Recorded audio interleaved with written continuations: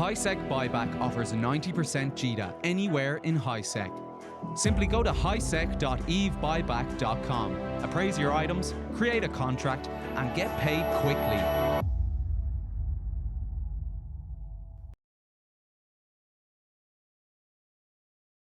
Hello. Welcome to Talking in Stations, a podcast about EVE Online. I'm your host, Abbie Rova, here with Sutonia. Hey, how is everyone? Nick Bison. Good day, everybody. Happy Sunday. And Artimus, who's working in the background engineering. I think we've missed an opportunity for Nick to rebrand as Nick Boson. Need to get you an avatar, get you out in the delve, make it happen. No, nothing. Didn't land. All right, tough crowd. I laughed out loud. I didn't want to queue up. All right, and we're here to just talk about some EVE Online and what happened in EVE Online this week. So I guess we'll start off with some small topics. Just get them out of the way, let people know, let the community know there is like 2 contests that went live this week. One is the Dress to Kill contest. So this is for GM week, celebrating the Game Masters. So I really like this. This is like taking EVE Online outside of EVE. You're basically going to dress up in a cosplay costume, put on an amazing outfit that like represents you, your character, something in the lore, whatever it is. Dress up. You will take a picture. And this isn't happening for a while, so you've got time to plan. What is it, like the 20th of September to the 24th of September? So you have like a couple of weeks to get your costume ready. You post your picture of the cosplay on a social media platform, so like Twitter, Facebook, Instagram, with the hashtag GM Week Cosplay. And then there'll be like a community vote on the official EVE Online forums, selecting a crowd of finalists to vote across for one additional winner who will receive a special community prize. And these prizes are amazing. I don't know if you guys seen this. Have you seen these prizes?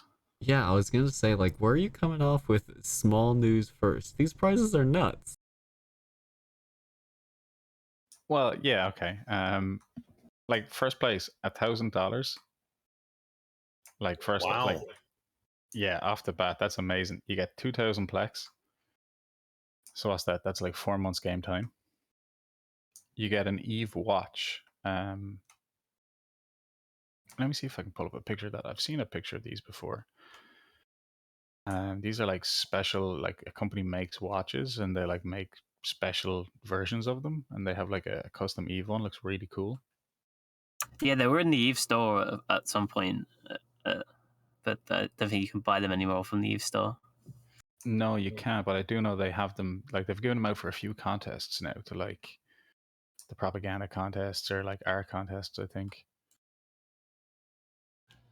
Have they run anything like an EVE cosplay before? Because it for some reason it seems really new to me, and it's actually kind of interesting because I for some reason I never equated EVE folk to cosplay. But hey, anything's out there. Yeah, they've done like cosplay at all the events. It's never been, to my knowledge at least, a sort of organized competition type thing. But I mean, when you gather a bunch of nerds together to talk about any sort of fandom, there's going to be some cosplay involved. I think the most famous one is going to be the Space Pope, who is frequenting many of the events. It's front and center in the imagery for this competition. But people will cosplay for just about everything. I do think this is the first time there's been a properly organized competition across the whole community, though. I'm definitely looking forward to seeing some of the entries. I'm just wondering who's going to dress up like a ship. I was thinking about that too. I was thinking, what is the easiest ship to make out of cardboard? Rifter. Really? I think with the two pointy bits in the front, it'll be difficult. Or maybe that's just your arms? I was thinking a Myrmidon because it's vertical and a little easier to stand in, but hey. Well, in that case, you just make a full size, like 6 foot tall nag or something, wouldn't you? Sutonia, what ship would you cosplay? Oh, I don't know. It's very hard to pick. Orchestra, obviously, but I don't know. Nice. I mean, it's pretty hard to do ships, though, right? Like it. I'm reminded Although of that. there is someone who does like Eve ships as anime girls called Eve Modesu. So maybe you could cosplay as a Eve anime girl ship. Oh, that's perfect. That is perfect. But yeah, sorry. So first place, $1,000, 2,000 plex, Eve watch. There's a picture in the podcast channel, by the way. Rifter USB hub, male and female apparel. I don't know if that's like. I presume that's items from the Eve store, like clothing, and not like in-game items. It could be both. And you get a special item. Second place is $500, 1,000 plex, Rifter USB hub, male and female apparel. Third and fourth place both get $250, 500 plex, the Rifter USB hub, and male and female apparel. And then the community prize, so that'll be like the one voted most by the community, is 1,000 plex, Eve watch, and Rifter USB hub. So yeah, that's like really cool. So like, get out there, start planning like a ship made out of cardboard. I really think something Minmatar, because like any errors could just be like rust, and they're all beat up looking anyway. It'd be hard to do in a Mar one with those like curved lines. I was thinking because from early playing the game, my favorite ship, which I think is much maligned now, being the Catalyst, because it's associated so heavily with gankers. I'd love to try and figure out how to do that, but I don't know. Some just said Ragnarok and Jet. Yeah, the Ragnarok isn't vertical though, so I think that's why like the Nag would win.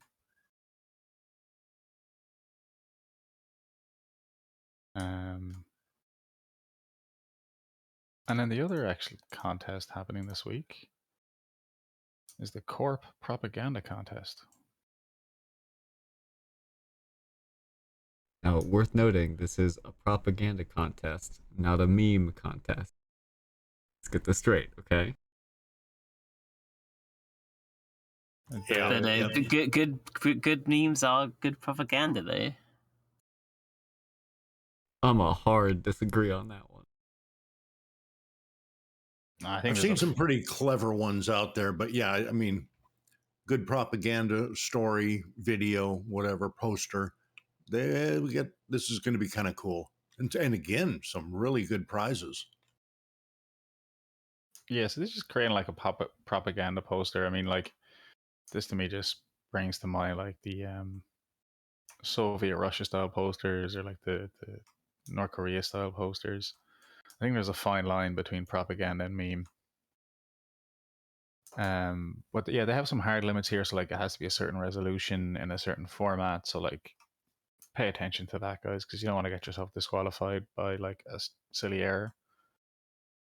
Really nice rewards though. I mean, like, again, first place 1,000 plex, and 10 any skin worth 250 plexes from the NES. So I guess that's what you get, up to any skin worth up to 250 plex, and you get 10 you can pick from. Well, they've got like for both poster and then the recruitment video as part of it. That's really cool. Yeah, so the recruitment video for your corporation.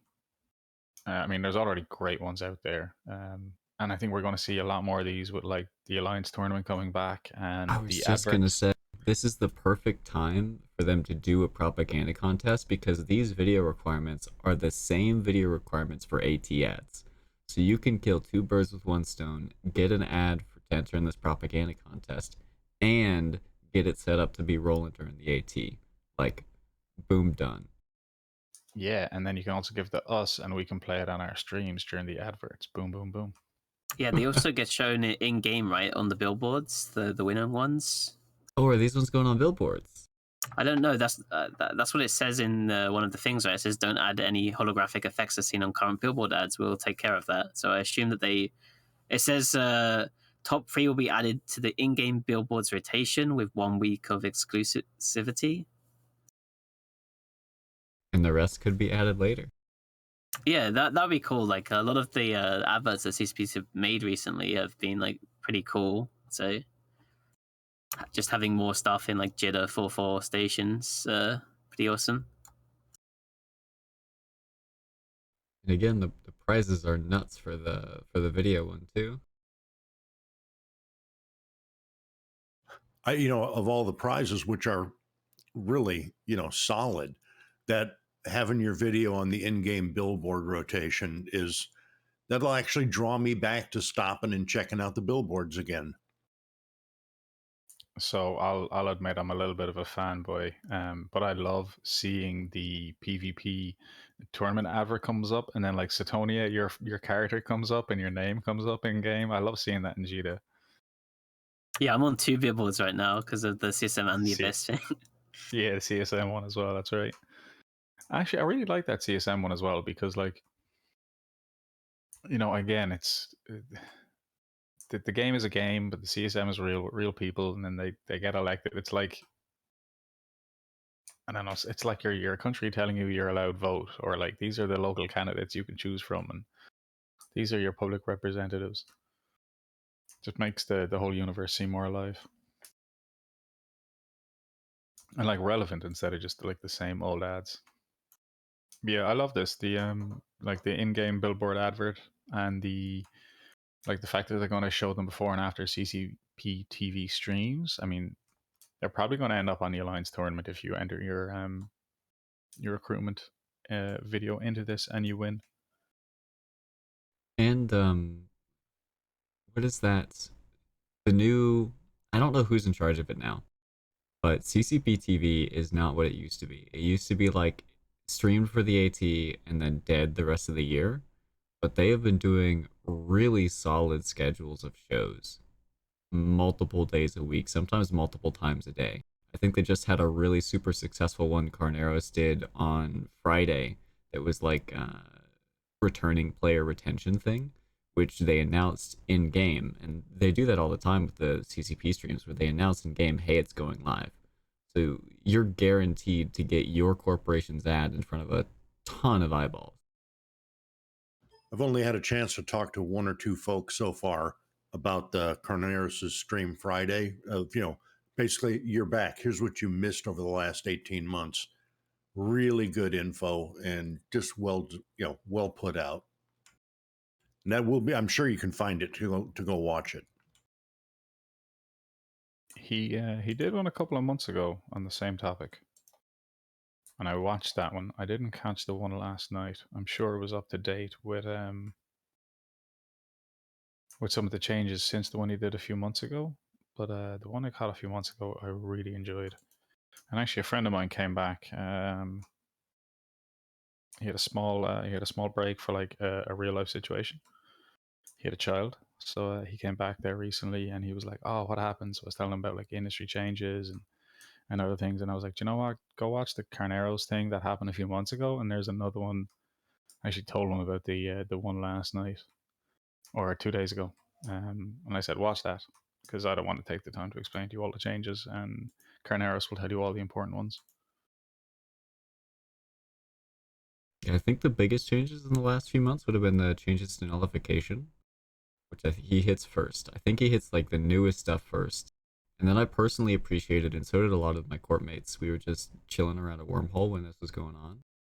And we were all talking about, as he got further and further into it, they were going through like meta things. So in nullsec, the bait beacons and accepting fleet invites while you're undocked on a keep star and stuff like that, which you wouldn't necessarily think about when you're thinking, okay, a new player's coming back to the game, but it's actually really, really important. Yeah, whenever I've taken a break from Eve, whenever I've come back, I've always stuck to like frigates for the first week or two. I'm just like, I don't know what's changed. I need to catch up and read the patch notes and have people tell me. And I've always stuck to really cheap ships because, I mean, you just don't know, I mean, especially with Avians. you gotta wonder how many returning players came back, saw Sutonia flying around in a kestrel, warped to him, and then got nuked by diamond rats, and then rage quit.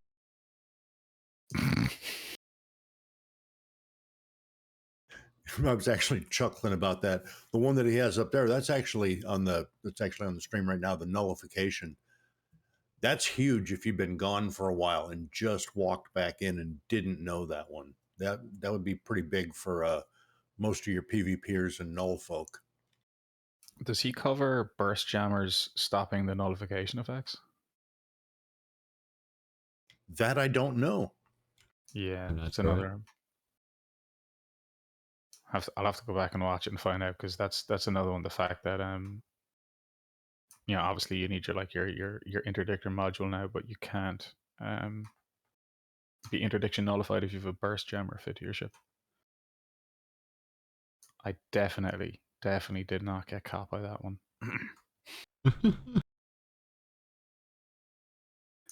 Anyway, moving on. There's actually an Abyssal proving ground going on right now, and it's going on until downtime on Tuesday. So it started 2 days ago. Sutonia, I think you're doing a bit of this, aren't you? Yeah, I'm rank 38 right now. I have 46 wins. This event's really popular. The 1v1s are always super popular, and they're a lot more fun in my opinion than the FFAs, which I personally hate.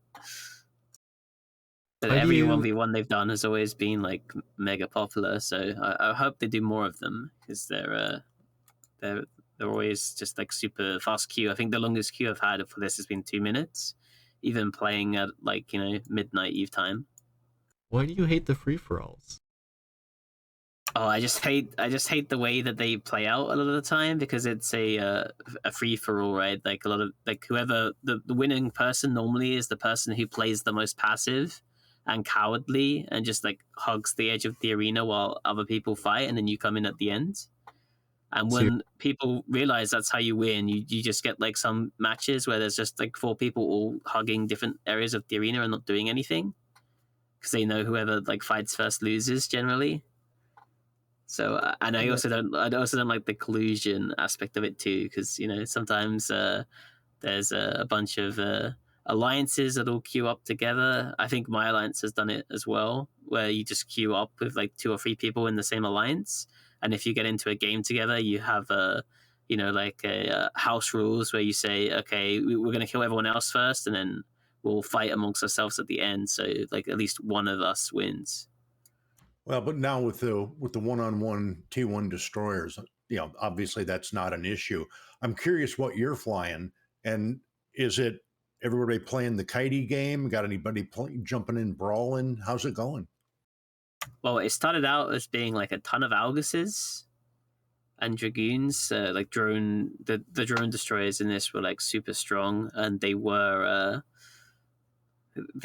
kind of the dominant meta for the 2v2 and the 3v3. In the 1v1 though, you can actually defang them, I think, pretty successfully. And so it's after people figured out how to kill Algus Dragoon, we saw a lot more thrashers and towers and things like that. I flew an AC thrasher. I flew a coercer to begin with and a Corax, and they didn't do too well. Then I swapped to an autocannon thrasher, and I think I went 26 wins and 6 losses with it, which was pretty insane. And then since people started swapping out of the drone ships to Artie stuff and long range stuff, my AC thrasher sucked against it, so I swapped to a light missile tower, and I actually just went on a 9 win streak with it. Haven't lost with it yet. Is the leaderboard only in game, or can you access it online? It's only in game, unfortunately. You can't see it online.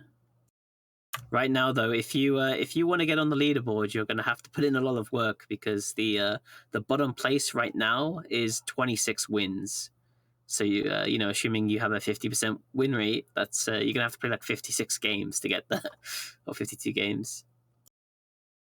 So I'm gonna need 440 games. Yeah. The 1v1s are always super crazy popular.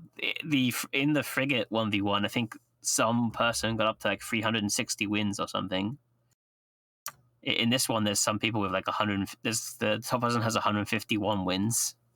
So the 1v1's always like crazy popular. You know, I appreciate that they have continued to iterate on the way that these are designed. So when it first started out, we of course had the problem with players coming in with super expensive ships, like faction fit, dead space fit, tons of implants, etc., etc., and then the house rules and collusion just to top it off where they didn't queue against each other.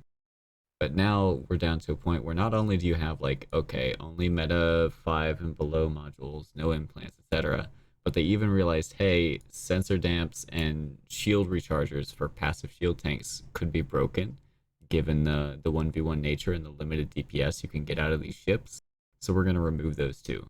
Like, this is very clearly something where CCP is willing to experiment for sure. This whole thing seems like a giant experiment, but then they're constantly iterating and updating and improving it and just making it a better and better experience for those who enjoy this kind of gameplay.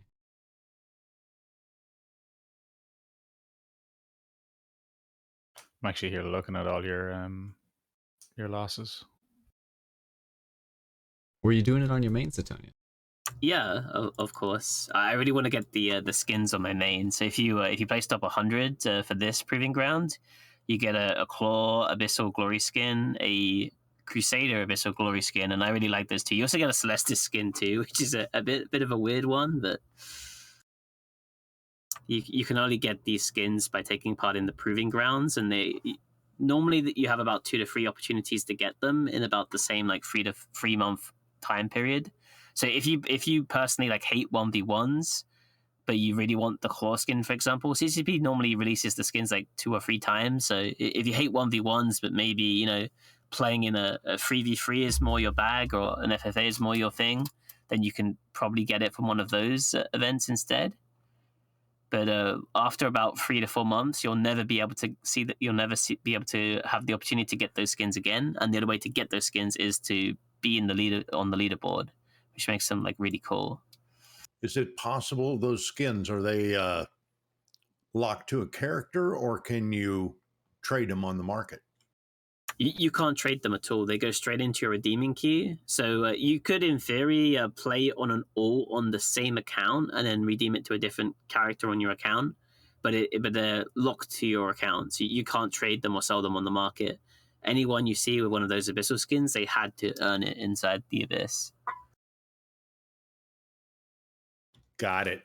That's what I was curious about. I really like that they can't just be bought. Yeah, the first place person right now has 159 wins. Second is 155, and then third is 132. That's first is Jar Uselka Torn. Second place is Stavlable, and then third place is Rerd Bedela.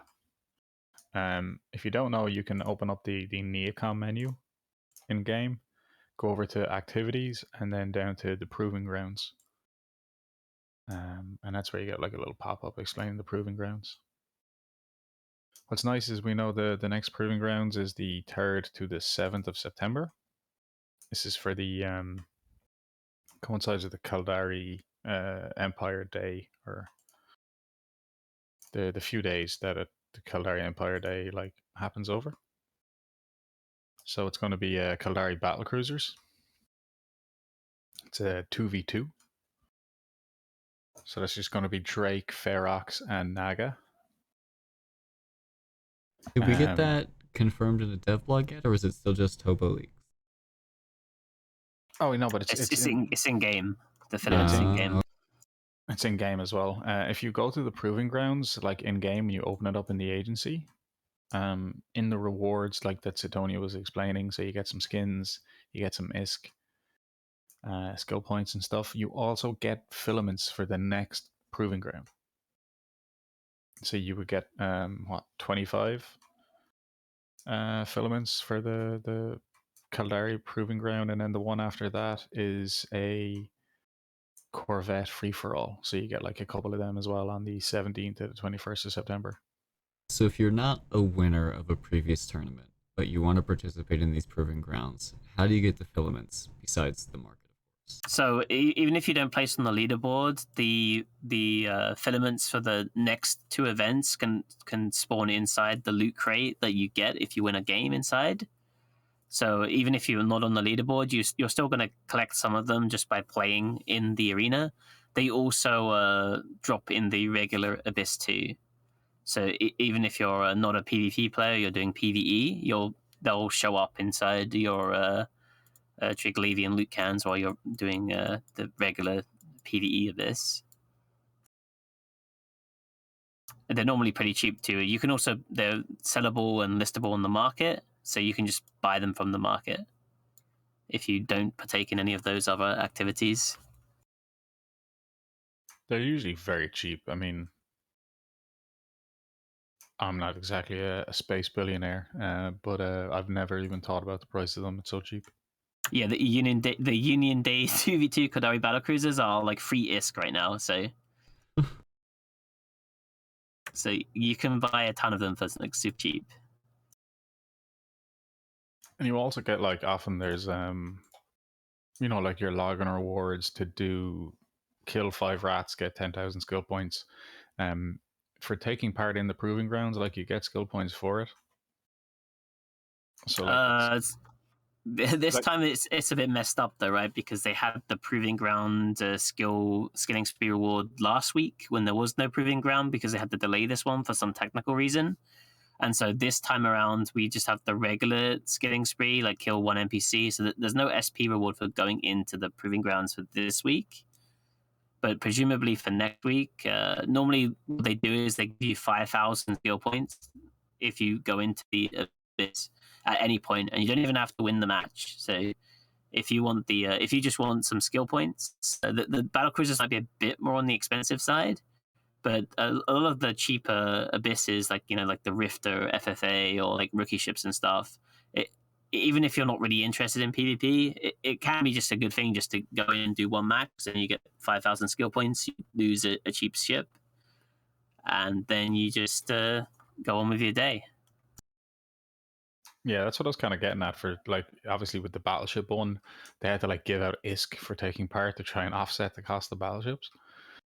Yeah, it'd be interesting to see if they're going to do that with the battlecruiser 2v2, because we've seen in the past that battlecruisers are a little bit too rich for some people's taste in the previous battlecruiser 2v2 that they had. Yeah, it's certainly easier to lose 10 cruisers than it would be 10 battlecruisers. Let's get some predictions in. What battle cruiser do you think is going to become meta in the next thing? Well, you can only pick 3 battlecruisers because it's restricted to Caldari because it's a Caldari Union Day. Which thing. of the 3 are we going to have a rock paper scissors situation, or is one gonna be the strong favorite? I think you'll probably see a lot of Nagas. Just because they project really well and they do a ton of damage, and like the Drake and the Ferox are pretty slow, so they can't really catch a Naga. And the Damps are banned from the tournament, so you can only fit 1 Repper, and you can't fit any shield regeneration modules. So you can't do like super tanky Drakes or anything. So I think you just go like DPS Rail Nagas or something, or DPS Blaster Nagas. That's probably what I would run. Try and burn them down quickly, yeah. I haven't taken part in any of these proving grounds. How big is the arena in kilometers? It's kind of weird because the arena isn't like a sphere like in the Alliance tournament. It's more of like a ellipse kind of shape. It's like wider on the like horizontal plane, and it's like narrower like at the top and bottom. It's more like if you imagine like a sphere that like someone has just like pushed their hand down on to like compress it. An egg. But it's about 75 kilometers from either end on like if you're on like the horizontal plane, like not up or down from the middle, and it's about like 60 something. It's about like 60 kilometers ish at the like very top. So it's pretty close range. I think the furthest you can be from someone is about 150 if they were like on the complete opposite side of the arena to you, and you were on like one of the corners. Okay, yeah, I'm just curious because that obviously, I'm going to use the word favors, but that may not be accurate. But the definitely the long range shooters, someone's not going to come rolling in there in a blaster Brudix and expect to live. No, you're gonna have to be careful with your MJDs as well because you could very easily boundary yourself. Wait, MJDs are allowed? Micro jump, micro jump drives are allowed inside of it. Unless Although there's- it's generally pretty hard to use them. So you And kind of have to burn off into like one direction first to then MJD in. You can also actually drop the MJU beacons, which is kind of interesting too. I was just about to ask. I was the worst pilot. Well, no, I was a good pilot. Okay pilot in Alliance tournament practices because you had the 4, I guess it would have been 8 micro jump drive beacons in the cube. And I would always do a micro jump play. No matter what. It was so much fun. Just blink across. You got a tackle frigate burning in at you. You just blink away. 100 kilometers. Easy peasy.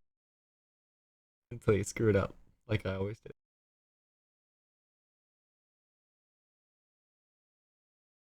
But yeah, so that's the next that's the current proving ground. Destroyer is 1v1. Get in there, you have 2 days left. 3rd of September to the 7th of September, we have the battle cruisers for the Union Day. So that'll be the Caldari Empire Day week of events.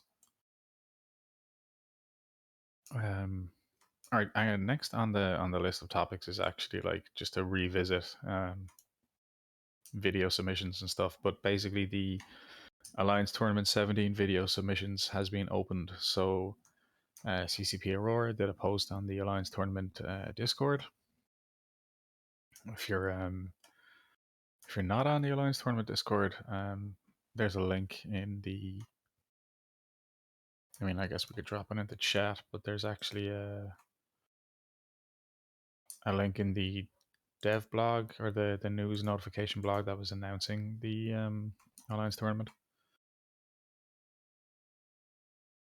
So they are now they have a link there for like the guidelines on the content and the technical requirements and where you will submit them. What's really cool as well is if you want an ad but you're not a video editor yourself, check out this Discord, and like she dropped a link to the Eve Creative Discord. So it's great to be able to like link up, I guess, the creative people with the people that need adverts.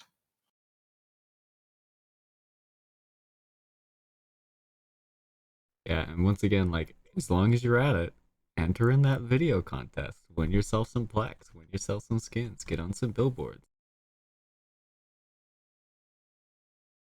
Yeah, you might as well. If you've got nothing to lose, if you're putting in the work to make one video, you might as well do it for both of them. I can't wait. Actually, one of the reasons why I'm excited for the Alliance Tournament is for the adverts. It was great. They had some great adverts on the summer games as well, didn't they?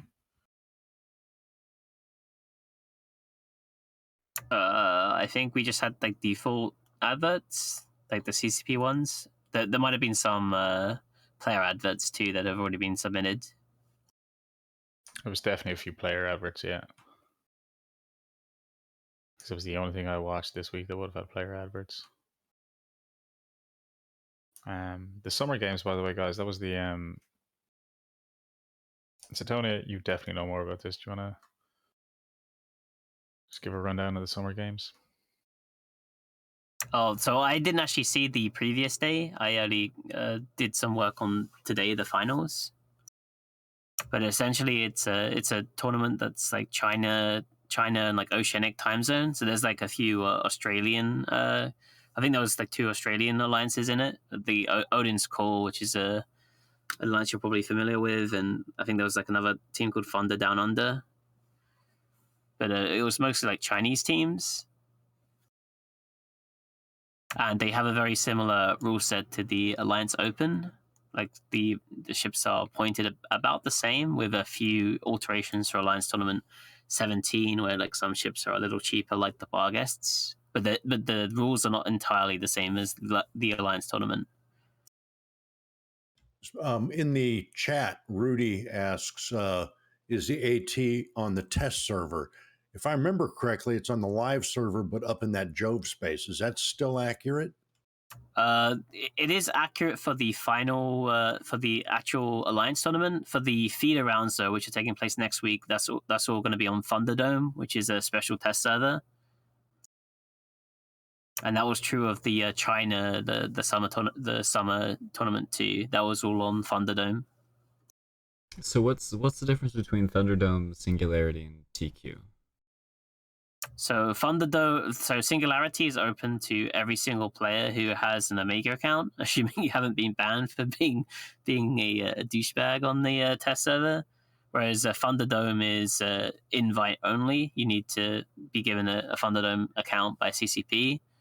So that way, on Thunderdome, you can test kind of in relative peace. And I guess there's probably some rules about like not invading other people's practice sessions on Thunderdome. On Thunderdome too, there's also commands that you can do that you can't do on Sissy. Like you can like spawn ships straight away using certain commands. You can also teleport to special systems that have the rule set and the like arena game there, so you can like start a match, and you'll have a countdown timer, and also have like rules where you actually get boundary, where there's an actual boundary where like if you go out you die. Whereas on Sissy you kind of have to have like a referee in the middle that just tells people when they go out of the arena and like keep track of the time. Isn't there something with skill points as well? Yeah. On Thunderdome, everyone has perfect characters.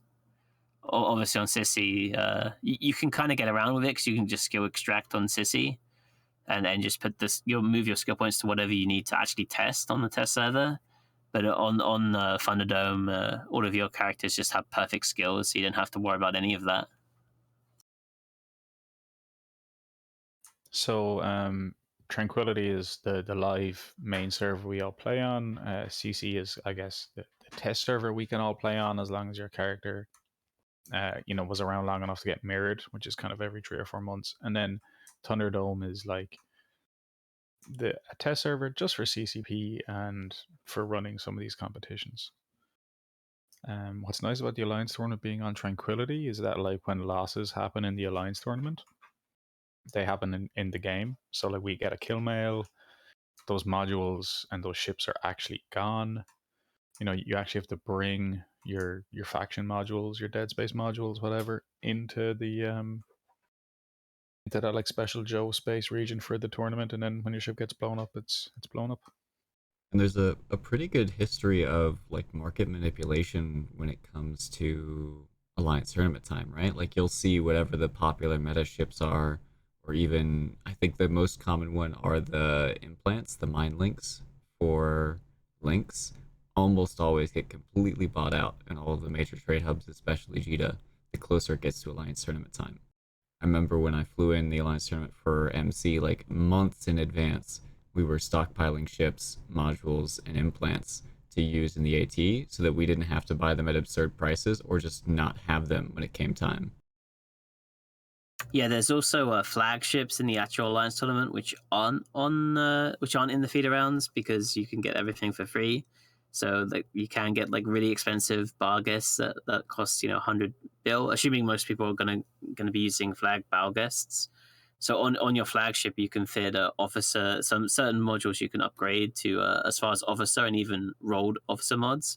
So on a bar guest, for example, you can have like a buy a scram that's been rolled to get even more range, and you can get like 33-kilometer scrams on a bar guest with links or beyond. Like I think 39 is like almost perfect roll with links, which is pretty crazy.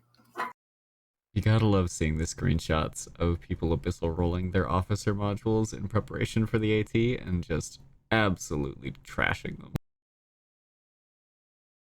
Yeah, there also was for a very long period of time like all of the officer scramblers got bought out off the market.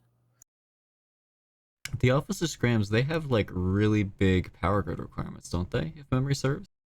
Yeah, they do. So you can't fit them really that well on any cruisers.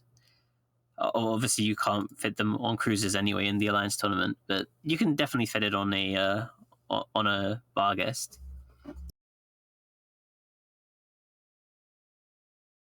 I'm still salivating over like 39-kilometer scrams. That's amazing. It's longer than the standard long point range. Is that longer than a hick point? How long can you get a hick scram? Hick, I think, is 20 kilometers with the Tech 2 scram. It might be 21, I can't remember. You can use the regular point on a hick to stop people from MJDing, but that's not which is 37.5 kilometers in the tournament with the Tech 2 scram. Oh, sorry, the Tech 2 point. The Tech 2 point doesn't shut off the micro warp drives, but it does stop you from MJDing. Yeah, so stuff to look forward to. What, the feeder rounds are next weekend? Yeah, Saturday the 4th and Sunday the 5th. Start time is like 1400 Eve time to about 2000 Eve time. On the Alliance tournament, I'll get you they actually have like the full brackets with times. Give me a minute. Now, are the feeder rounds going to be televised, for lack of a better term, or is that only for the further along? All of the games will be played on the Event stream. I'm pretty sure it might be the CCP stream. I don't know which one of the two it is, but they'll definitely all of the games are going to be on Twitch. Oh, that's cool. Yeah. So I just may have to take my pad with me to work. I suppose we should explain like the feeder tournament and what that is and the silent auction and stuff for folks who aren't familiar. Real quick, with the Alliance tournament, some alliances who won previous tournaments got it automatically. So you sort of invite the successful teams from previous tournaments, so you have a competitive tournament. Then there's also a silent auction. So particularly rich alliances, or in this case teams, because of the mercenary rule, can put up a certain amount of plex in a silent auction. You have no idea what everybody else is bidding, and then the top number of those bids manages to get in. I want to say the top bid this time was 49,000 plex. Do I remember that correctly? The single top bid was 49,000, and in total it was 618,000 raised. Yeah, so a crazy amount of plex was spent there. But then if you don't have the plex, or you're not willing to spend the plex, you just want to go into the tournament, have some fun, maybe you get in, maybe you don't, you can do the feeders, which is awesome because there's a small plex down payment, so to speak, but then everything is done on Thunderdome. You're not risking your ships, you're not risking your skill points. All it is just some fun times showing up, blowing up some spaceships, and then if you happen to turn out to be really good at it, you get into the Alliance tournament with the chance to win some really valuable prizes. Yeah, and even if you don't finish in like a prize ship position in the Alliance tournament, every game you win, you actually win Victory Edition skins. And I think this year they're going to be Mortis theme skins, so probably for the Garma, Orpheus, and the Barghest. Yeah, we had General Stargazer on last weekend, who gave us a great rundown of just after this was announced, after the brackets were announced and the teams that would be taking place. He gave us a great rundown of the setup of the Alliance tournament. So yeah, there's the 6 teams that got in due to their high placement in the Alliance Open and the Anger Games competitions that took place in the last 12 months. And then you had 18 of the silent auction teams. And then out of the 51 teams that are going into the feeders, I think it's 16 will go into the final competition. So what we are having next week is the feeder rounds with these teams who would have put up a small amount of plex to get into this feeder round, and if they do well enough, they will take part in the actual Real Alliance tournament, which is in November. Am I correct, Sutonia? Is it 16 teams coming out of the feeders? Yeah, so 16 of the teams will come out the feeders. So there's 51 teams in the feeders total. I think 11 of the teams have been seeded because it's like an awkward number. I think 13 of the teams or 11 of the teams, something like that, have been seeded into like the second round straight away. So most of the teams are going to have to win 2 best-of-1 games to get into the Alliance tournament. Some of the ones that were lucky enough to be drawn first out of the random draw, they're only going to have to win 1 game. But in total, we'll have 16 teams. And they get put into the Alliance tournament like I think a round before the other teams that are already in play. Yeah. Actually, do you know what? Here's a great link. Yeah, it's on the stream now. So you see on the left-hand side, like round 1, you have like the 16 teams that got into the feeder rounds. Originally, I think we're only going to have 8 teams from the feeder rounds into the 32, but now it's a 40-person tournament because so many teams are in. Yeah. So essentially, once you play out that first round, essentially like 8 of the teams from the feeder rounds will be in the losers bracket, and 8 of the teams will be in the winners bracket against the teams that got in through the silent auction or from placing highly in either the Alliance Open or the Anger Games in the top 4. Yeah, I was amazed to read from the post that Aurora brought out, and she was talking about, I think, when they were drawing the seeds, but they originally wanted to have a 32-person tournament, and they thought they might get like 32 or 40 teams applied, and they had 75 or 74, 75 teams apply. So they just decided to up it by an extra 8 and turn it into a 40-team competition rather than a 32-team competition, which is why we ended up with this kind of awkward feeder round. Yeah, and the previous tournament before that, Alliance Tournament 16, that didn't fill out the full 64 slots. So I think that's probably one of the reasons why they wanted to go with like a 32 bracket tournament this time around. But I think there's a ton of hype for the AT this year because there hasn't been one for 2 years now. So I think a lot of people just want to take part because it just hasn't been around for a while. Yeah, there's definitely a ton of hype, I think, for the Alliance tournament this year. It's kind of what's needed after the last 2 years of COVID and not having an AT, and the game being in kind of like an awkward situation with scarcity and stuff. I think it's great to have, I think, like, that World War B being over, people can go back to playing their game, and then have the Alliance tournament. It's kind of like things slowly returning to normal. Great to see. Yeah, I'm sorry, I'm just looking through the names of teams here in the feeders. It's going to be some really good matches.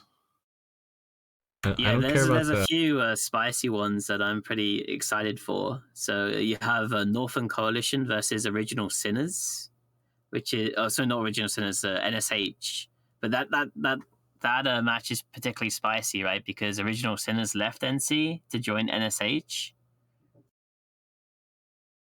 So that there could be some drama there. There's also in the top brackets, I think you have Initiative and Test kind of in the same bracket. So that if Initiative and Test win both of their games, you'll have Initiative versus Test as the first round in the Alliance tournament, and the winner of that will end up playing a Goonswarm Federation. So it would be funny to see Goons versus Init or Init or Test versus Goons. Oh yeah, that's right. So this like Hidden Leave Village Ninja Assassin Squad Esports, is that a mercenary team or is that somebody's actual alliance? That's basically the No Handlebars team, led by Beltram. He's a bit of an edgelord, so he decided to give his alliance like a really awkward name. But it's essentially the No Handlesbar team from like AT15 and AT16, and the like 420 MLG twin turbo team from the Alliance Open. I guess they just like slowly, progressively get worse and worse alliance names. There's So a much. question in chat. Did Test decide not to participate? They are participating. They're in the feeder round. Yeah, I think they are participating. I think the confusion is when CSP Aurora drew their team from the hat, she made a joke like saying it says ignoring their alliance name, so we're just gonna put them out the AT or something. It was totally a joke that Aurora made because of Test's alliance name, not that they're out of the AT as far as I can tell. So I'm pretty sure Test are still competing. You could also have like maybe the alliance isn't funding it, but people like or a SIG or something in the alliance have decided to participate and they're like paying for it themselves and putting in the effort themselves. You have to go in under the name of your actual like in-game alliance. I mean, Test has always had like a strong presence in the Alliance tournament, though.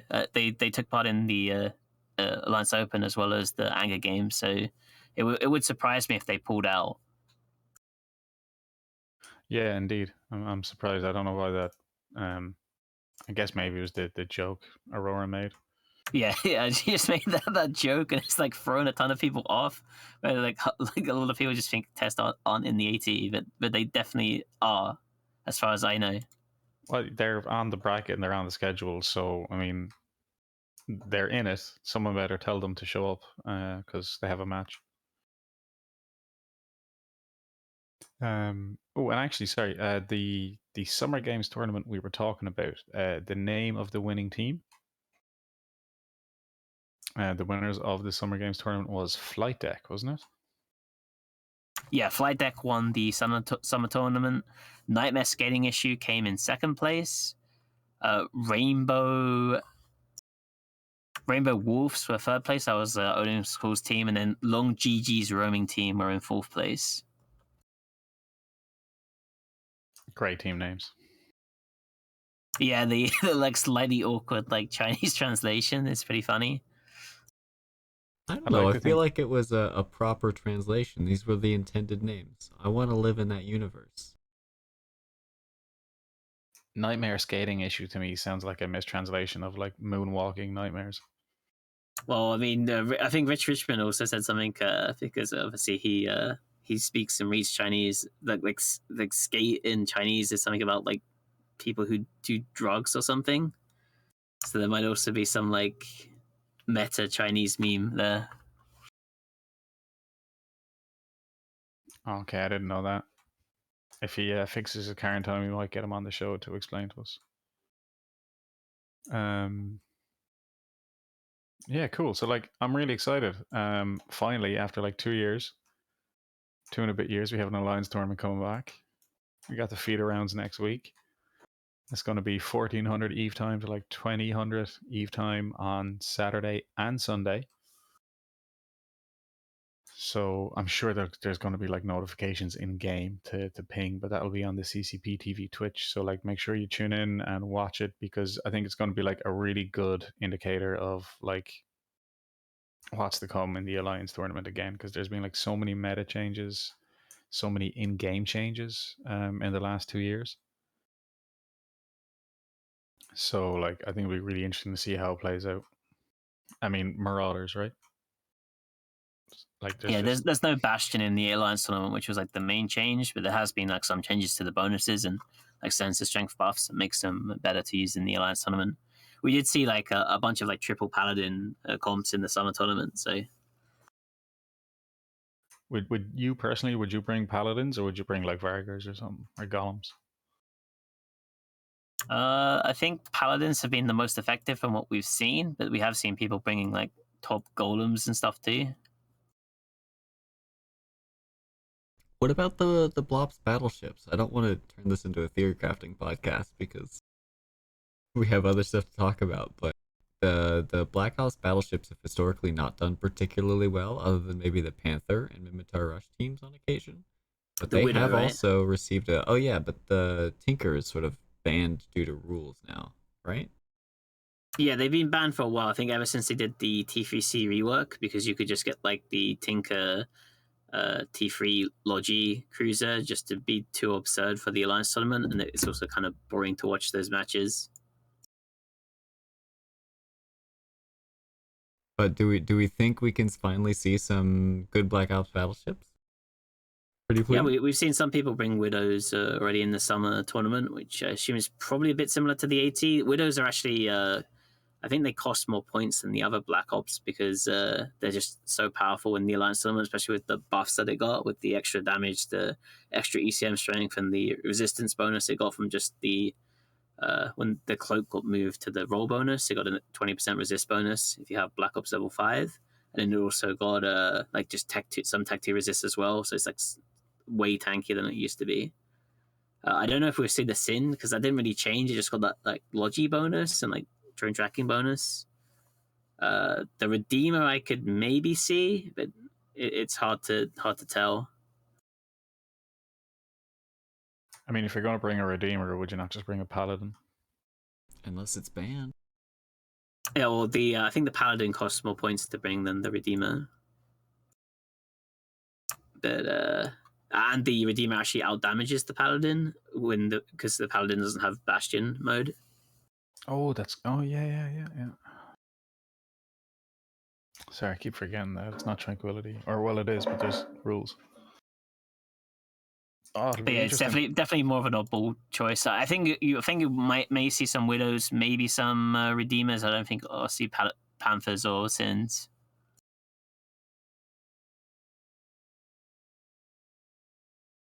But I'd love to be wrong on that. It would be cool to see like Black Ops being brought in the tournament.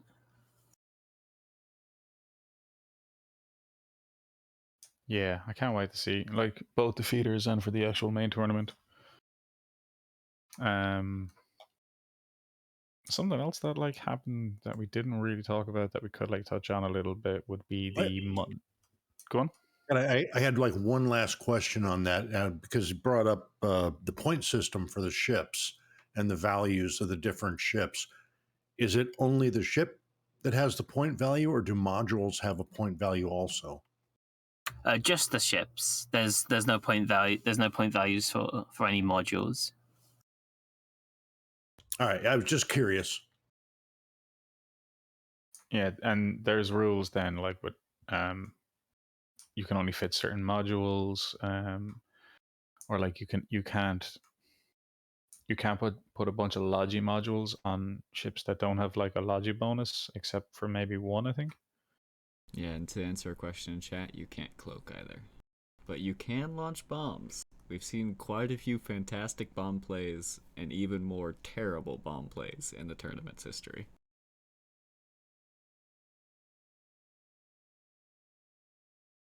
Cloaking would be overpowered. You could just like kill one guy and then everyone cloak up and hide for the next 10 minutes and then just win on points. You can't cloak in the tournament anyway, even with the rules, because the commentators have you locked up, even though they're in like cloaked ships. It like stops you from being able to cloak. Ah, okay. That's also one of the reasons why the old target multi-spectrum thing used to be jammed, because we tested it in a match and it would break the locks of the commentators. Oh, of course, because it's just the game counts it as just a normal lock, right? That's funny. So the monthly economic report came out. Almost 2 weeks ago now at this stage. Some like couple of key things like from the monthly economic report was on the very first chart, the main one, like showing production versus destruction, moving averages. It's like production has started to go up a little bit. Destroyed has started to go up a little bit, and this is for the month of July, just up until the start of August. And of course, I think it was the 2nd of August. Was it the 2nd of August? Let me get my calendar. So Sunday was the 1st, Monday was the 2nd, and it was that Sunday when we had the war in Delve. The Pappy forces made a push over that weekend. They did terrible. They got like every time they tried to form up or make a push, they got destroyed, and the goon swarm forces were like too strong and kept fighting them off. And then during that like one last big push, the only big push, they decided to call it quits, and it was like in the middle of the fight, those pings went out that they were like, I think it was NC was the first one to put the pings out that they were withdrawing. Shortly afterwards, it became apparent that Pappy was not going to continue the siege of 1DQ. So I think there's like going to be some destruction. Will be kind of high maybe at the start of next month, August's MER, but the production number I think is only going to go up now with the war being over. Things are going to need to be produced. Things are going to be made. I mean, you know, Delve has to be rebuilt. Test is moving to Outer Passage. They're going to have to like set up structures and everything. So I think that slump where everyone was looking at the production going down a lot, I think might have like finally leveled off and might start going back up again. It'll be really interesting to see what happens. I figure it's going to take it a good 60 days before we see a long trend on that. But yeah, I think you're right. We're going to start seeing more once goons get reestablished in their in Delve, test out in Outer Passage. A lot of stuff to build, put back up, and get rolling again. But it's probably going to happen. I'm just hoping that there's enough side things going on to keep the destruction numbers up. But we'll see. I think you're dead right there. I mean, it's definitely going to take a while to start seeing trends come back. But I mean, with Brave moving into Geminet, with these big null blocks kind of going back to their normal activities, I think we will start to see production kick up again. And as well, we have the, I guess, Q4 is roughly when we're expecting scarcity to end or be tailored off. I mean, really, we're expecting Orca and possible Rorqual and other mining barge rebalances. The gas compression changes, and I think there was like Moongoo compression or something, reprocessing or something changes that were announced in that dev blog. I mean, obviously Sutonia can't talk about any of this because he's going to accidentally say something. Yeah, we can speculate wildly and just watch his reaction because I know he's excited. But yeah, I mean, I'm trying to recall if the original changes. Well, I'm not going to say changes, but plan of some changes for both the Rourke and Orca were supposed to be at the end of third quadrant, or if that was in fourth with the whole relook at the mining line of ships, the ore line of ships. So we'll have to wait and see on that. Also, to kind of remind the folks, you know, especially me, I actually put it on my calendar because I get too excited, that the fourth quadrant is like November, December, January because of when it started. So these might be rolled out slowly over that 90-day period. We may not see anything until the first of the year. And I'm looking forward to them anyway, especially with I'm curious how they're going to release or loosen up, because they keep saying about scarcity being over. Well, I don't think any of us think it's just going to be the fire hose of everything back out there. It's going to get released up, and I'm very curious how that's done and how it's going to impact a lot of us. I think. Sorry, go on, Artimus.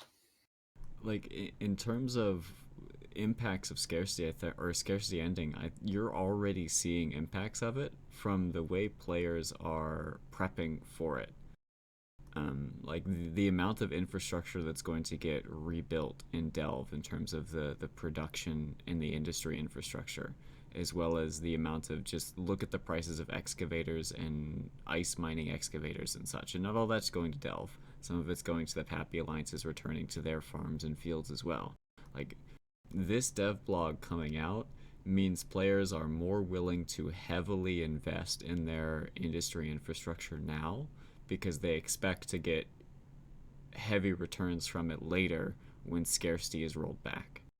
So you're already going to begin to see impacts of this on the economy just from people prepping for what they think they're going to get out of it later. I had an interesting talk with some And yes, I actually have friends who are in Goons and Imperium on their rebuild of Delve, and how they have a definite plan on it, because it was just too much before. So, the way they intend to do the industry and such, but there's a definite new plan that they think's much better. I'll be curious to see how they do it, because there was just so much down there that was, it's like, sure, throw another one down. What the heck? And that's not a good long term, I don't think. Well, they also just don't have the resources to do it, right? There was the ping that got sent out, or rebroadcast, I suppose, where it was they don't have the salvage to build all the rigs that they would need. Like nowhere even close. Yeah, so just real quick, this is a ping that was rebroadcast by Gobbins from Pandemic Horde. And he was rebroadcasting it in the context of talking about the economic damage that has been caused. And I guess the economic hardship that they face with the scarcity, still being in kind of a phase of scarcity and resources. The fact that Imperium has a lot to build, and I mean, it's not just the Imperium. If Test moves to Outer Passage and they want to put up a bunch of structures, that's going to take up more resources.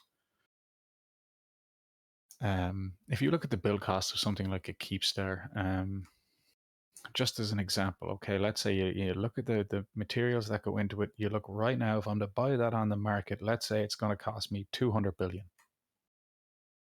Now, that's only going by those prices. As soon as you start buying up those resources, one of two things has to happen, okay? The price has to go up because the demand has gone up, or supply needs to increase to meet that demand for the price to stay the same or go lower. So if you think about it, the amount of resources required to go into some of these big structures is phenomenal. The market doesn't have, 3 months of worth of materials sitting around at any one time. As a matter of fact, in the kind of average, if we look at the average usage of an item, so let's say like how many Brutixes are destroyed in an average day. The market in Eve generally has about 5 days, 5, 6, 7 days of like items on hand. That's not to say that more don't exist in stockpiles. They're just not on the market right now. That's kind of like a good rough average of how much exists. So let's say the Imperium wants to put down 10 Keepstars to repopulate Delve with a few Keepstars. And then they're going to want to go do some moon mining. So they're probably going to want like 100 Atheners. And then they're going to want some Raytarus and Asbels, let's say 20 of each.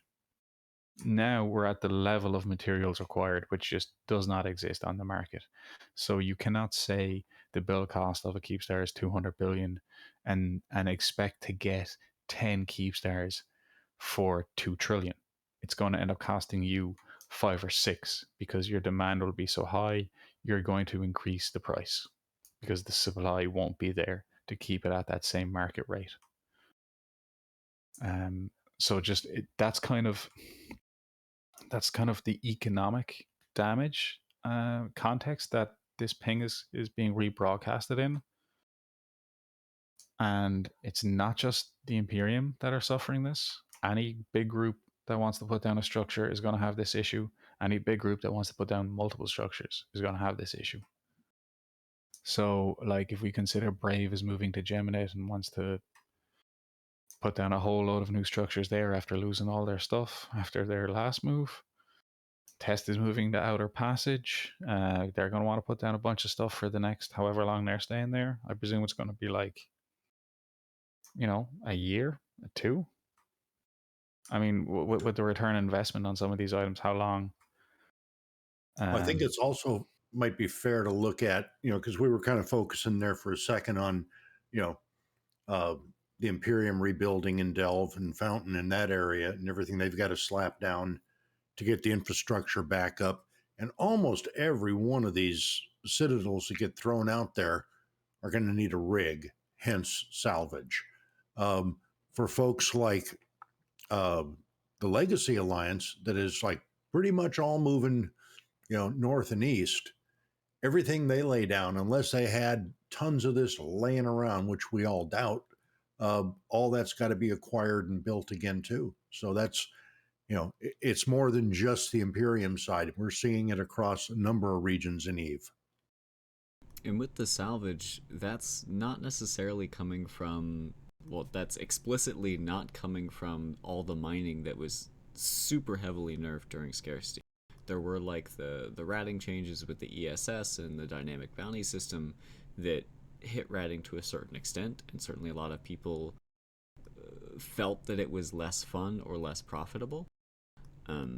But that's not something that is coming directly from the scarcity and the reduction in minerals, and it's also not something that, as I understand it, I'll have to double check the dev blog, the end of scarcity is broadcasting an increase in supply of. I'll have to double check the July update, but I didn't see any mention of changes to dynamic bounty system, changes to ESS, changes to these site spawns. So that supply of salvage specifically for the rigs, or even the supply of PI for your citadels, I'm curious as to where that's all going to come from, or if this is going to be a long-standing problem relative to just the minerals that should be coming back based on the changes we know are coming.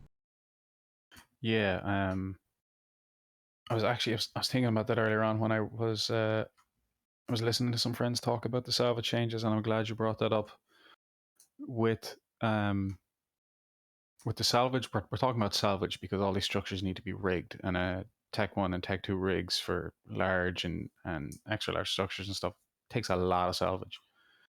But that's a very good point. The scarcity will not increase the amount of salvage coming out of these rats. Do you know what I mean? That's just, it's talking about moons, ores. I mean, the ratting, you can up the bounties or up the percentages on the bounty modifier system, but that's not going to change the salvage output.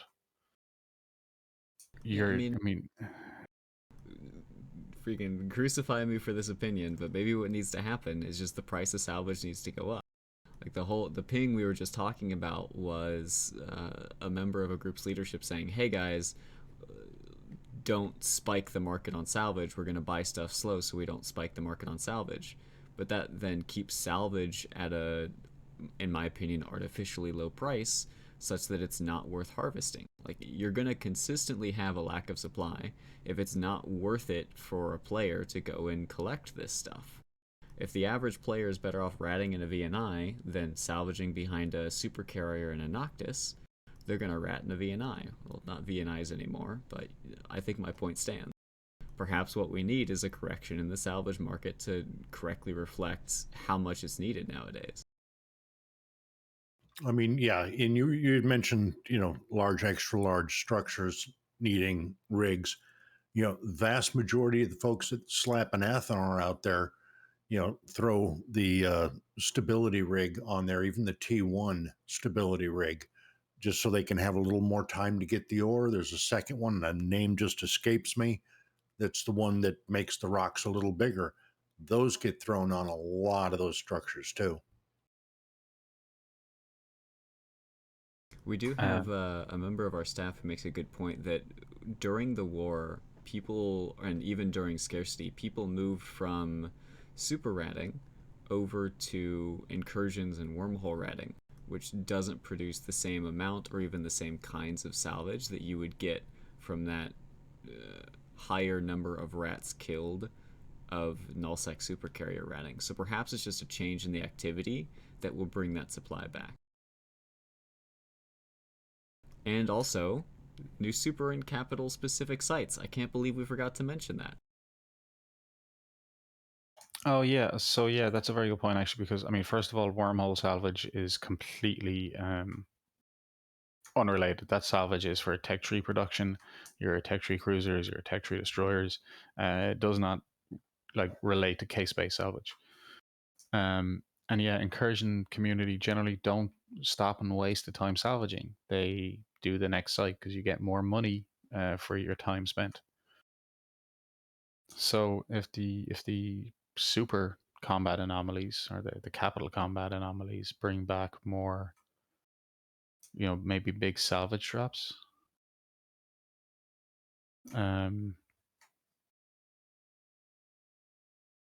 Definitely something to keep your eye on. There's so many questions, so many opportunities. It's an interesting time to go through where you have just survived a period of scarcity, and we're not to a point of excess again. We're not to even a point of having the amount of resources you need to sustain or you need to rebuild, but just knowing that it's coming is incredibly exciting.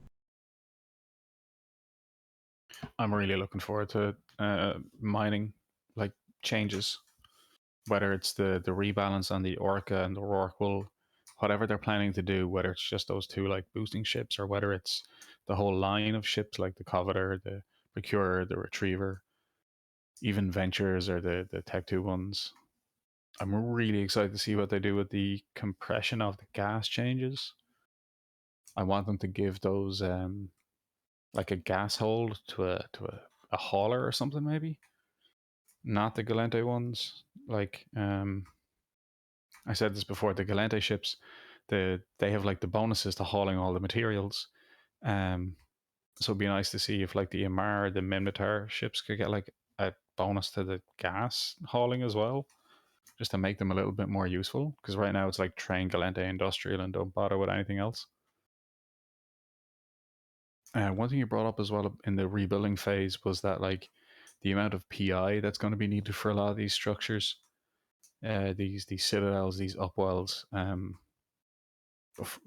After the industry changes, they actually removed like mineral requirements from some ships and increased PI going into these materials. So like things that never needed PI before, you now need to put PI into them. So that's going to put further pressure and demand on like the PI networks.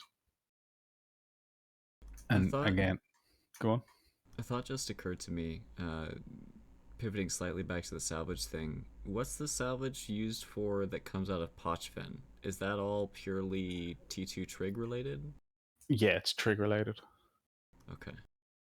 So like when we had a Hateless on last week, who was doing the trig rats in HiSec, and all that salvage is like trig Lavian related salvage. I could be wrong, but I'm like 99% sure it's all trig salvage for the trig stuff.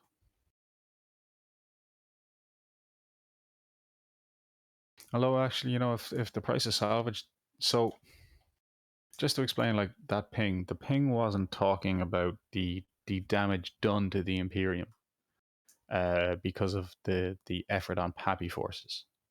That's not the Gobbins from Pandemic Horde wasn't sharing this to point and laugh and jest at the damage they've done to the Imperium. It was actually more kind of in solidarity and in just being like, look, I mean, because I think every group is going to be in this boat. I really do think almost every group that is after having a change of space, that is, I mean, almost all these groups that are involved in Pappy are in some sort of a phase of rebuilding now. Test is going to have to rebuild. Brave is going to have to be rebuilt. Very few came off unscathed from that war, except possibly Fraternity. So when he talks about the economic impact, what we mean is that like the war is done. This is the economic impact for the next 6 months or for the next 12 months. For what has to happen, not the economic impact done to the Imperium in the 12 months beforehand. Because I think everyone's going to be in this issue now.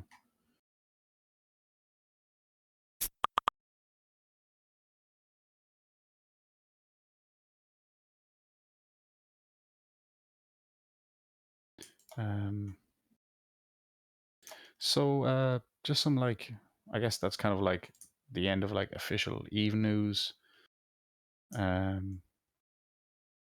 So we have some like cool player news that's happened in the last week. First thing is going to be Specter Fleet. So if you don't know, Specter Fleet is an NPSI community within EVE Online. That stands for Not Purple, Shoot Instantly. They have a Discord, they have an in-game channel. I mean, Specter Fleet, they run PvP ops and other fun stuff on the regular. You can join in their Discord or their in-game channel. Excuse me. You can join the Discord or the in-game channel and get a look at their schedule and what kind of fleets they run. They very recently had a reserve ESS heist. So they wrote a really nice write-up on Reddit and posted it. And there's a link to the battle report in the Reddit. It's a really good story. I actually recommend everyone just have a quick read of it. It'll only take like 5 minutes. But essentially what happened was they took shield arty ruptures, went out, they had some keys. They had 2 SCC keys. And they were able to steal 3.1 billion in 43 minutes before the locals responded, and then they had a mad brawl versus Tengus. Yeah. So the FC said that they got the fleet into the ESS. They had no response for almost 40 minutes, and then at the very end, things kicked off. They brought this fleet in. He started on the Claymore. He had like repositioned his fleet badly. He had gone too far out of range, so he started to bring his fleet back into range of the other fleet. Started popping off the Logi and the Huggins. So I mean, once the Logi and the Webs are down, there's not a whole lot you can really do. It just becomes a DPS race. So I mean, the fight itself is really cool looking. The Specter fleet, like NPSI fleet, they only lost like 1.69 billion, while the defenders of the ESS in Pravi lost 12.6 billion.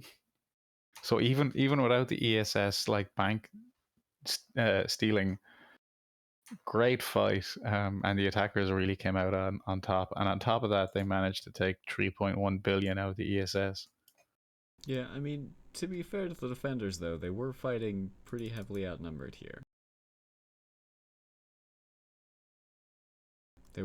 So the defending side was Wrecking Crew, who are the current residents of the Providence region, and they had 45 folks on this battle report versus the 69 on the battle report from Specter Fleet. And in the post, the FC of Specter Fleet mentions they have 75 or so people.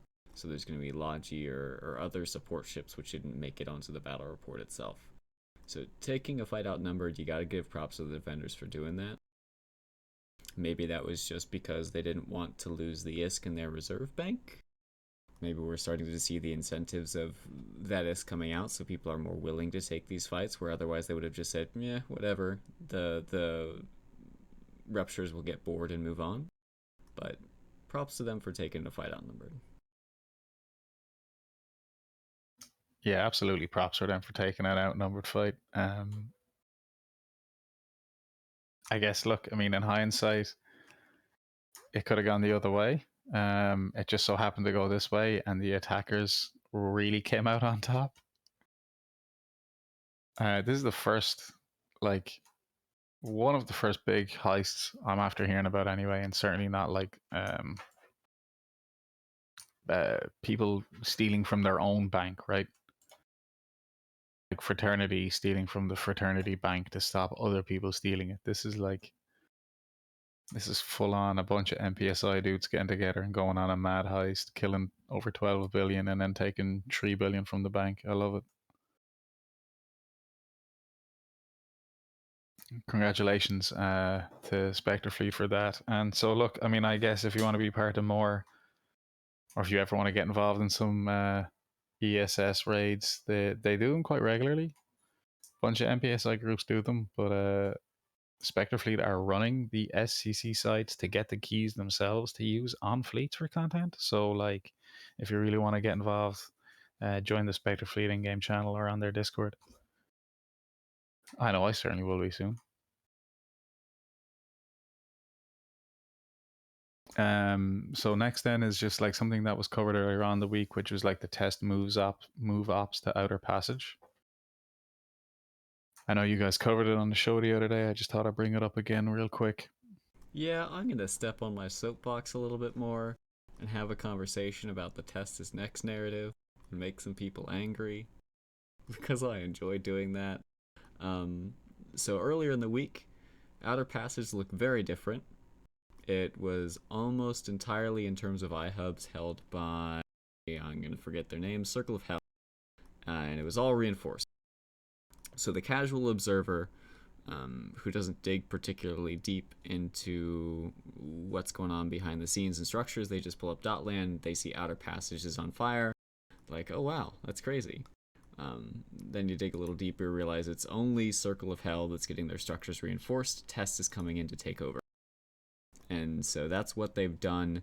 They had a few timers reinforced, but I think they've already been saved. We had one going on today that was saved.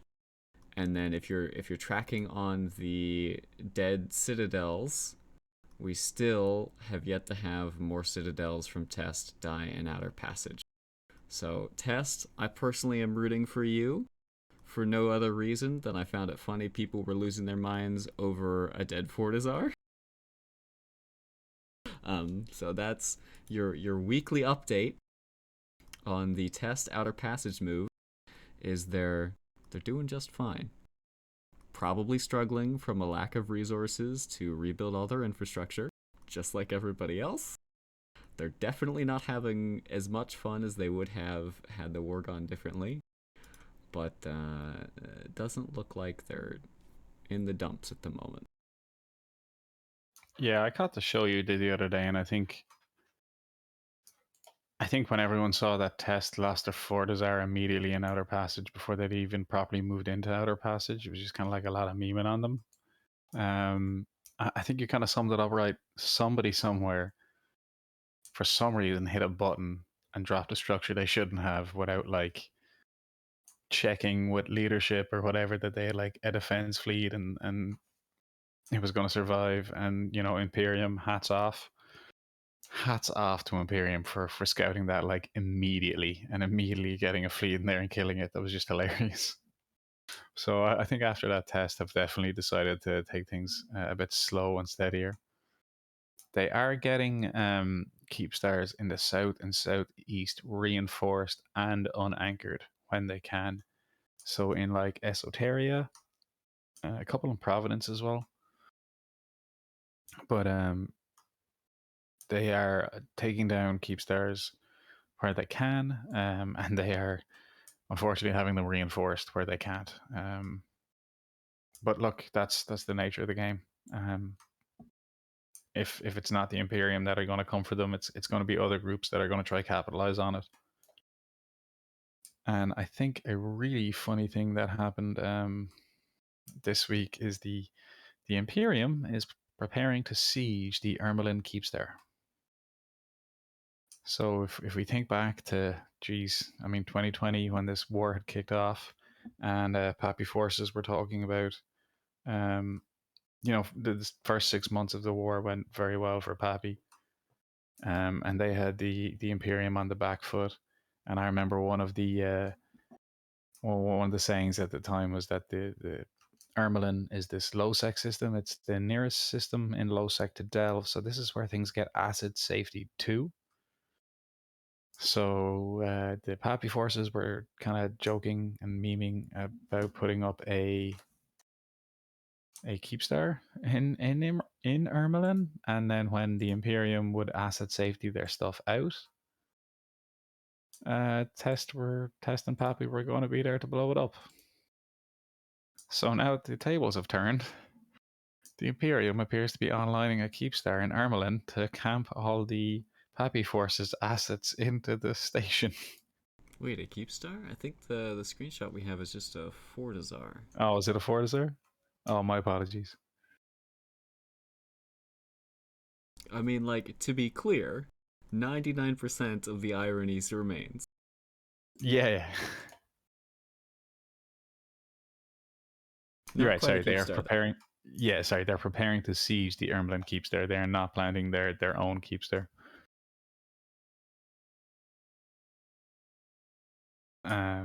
So hilarious. If you're looking to get on a couple of Keepstar kills or something, maybe get yourself an Alta Ermelin. Yeah, if you're worried about ruining your kill board, participating in the upcoming Battlecruiser Proving Grounds, take a Scepter, go to a Keepstar timer, shoot it once, your kill board will be fine. Yeah. Who else? Brave That'd lost be it. in the hull timer too, if I recall correctly. Oh, yep. Yeah. Good call, Nick. Good call. Yeah, don't show up to the shield timer and then not come back in 2 days' time. But yeah, Brave lost a Keepstar in Impasse.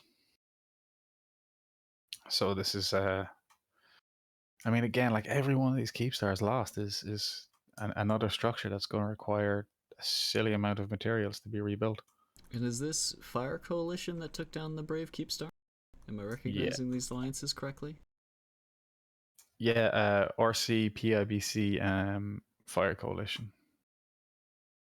And then Imperium brought in a Mutant fleet.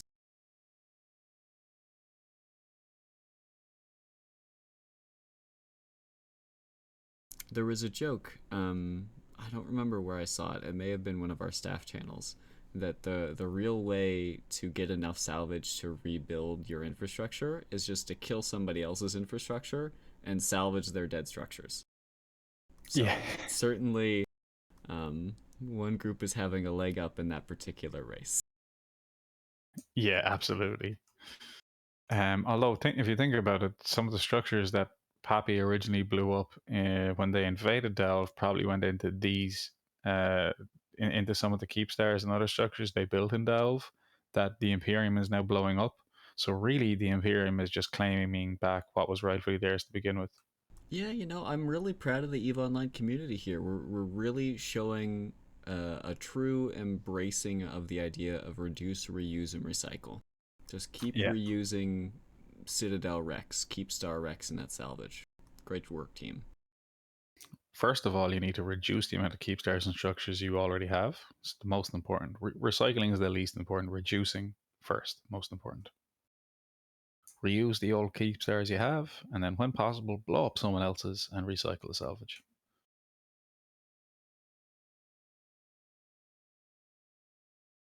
Another really cool thing as well was the Pochven Marauders. Rokapel slaughtering the 12 Marauders using the Capital Gun Rev in Pochven.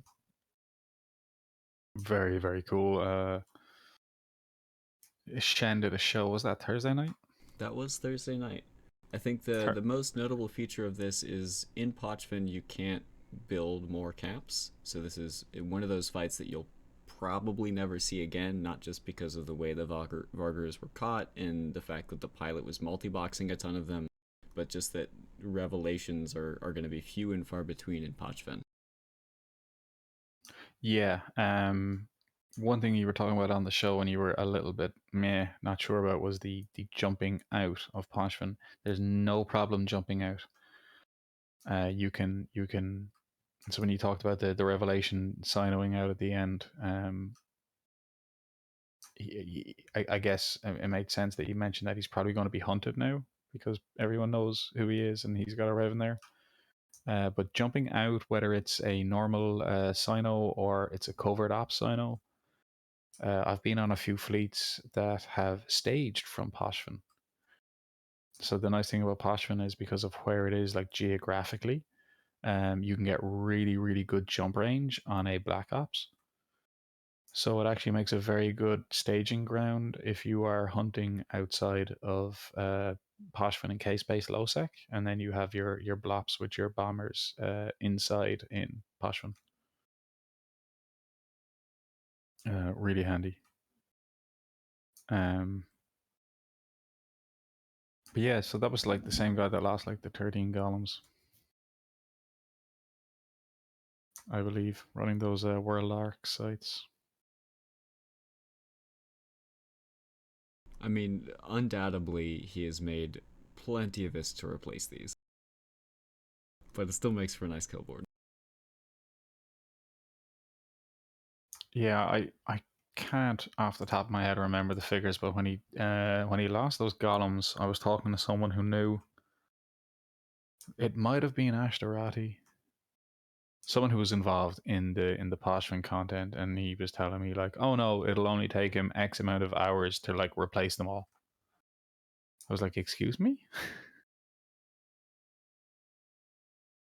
Phenomenal amount of money to be earned if you can multi-box 13 accounts, get into Pochven and run it.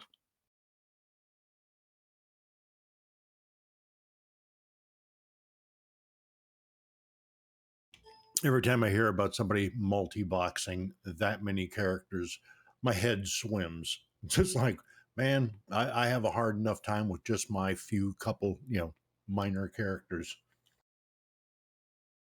3 is my limit in combat. I can't combat more than 3. For me, it was always 2 in combat.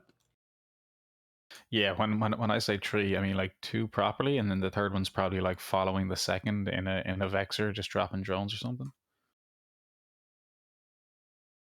Yeah, that's even more than I can deal with. Not my style, that's for sure. It's all about the branding, guys, right? So if you can't multi-box, then the way you play it is you're a solo pilot. And so you're elite because you're flying solo and not participating in the N+1 game. It's all about the branding.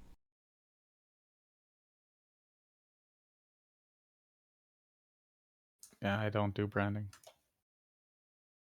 One last thing, I guess, that we could touch on was there was a small change to the new player experience in the last week. A small change? So yeah, it was a small change. If anyone if anyone here was around for last week's show, again, great show. General Stargazer came on, gave us a great rundown of the Alliance tournament. And at the very end of the show, we had like one small little news snippet from like the world news. Didn't really say a whole lot. It just kind of was like, hey, there's this new station from this new corporation called AIR or something. Totally nondescript. AIR, yeah. Yeah, and I asked Sutonia at the time, what's this about, Sutonia? And he was like, nah, I can't really talk about it. It might be a thing.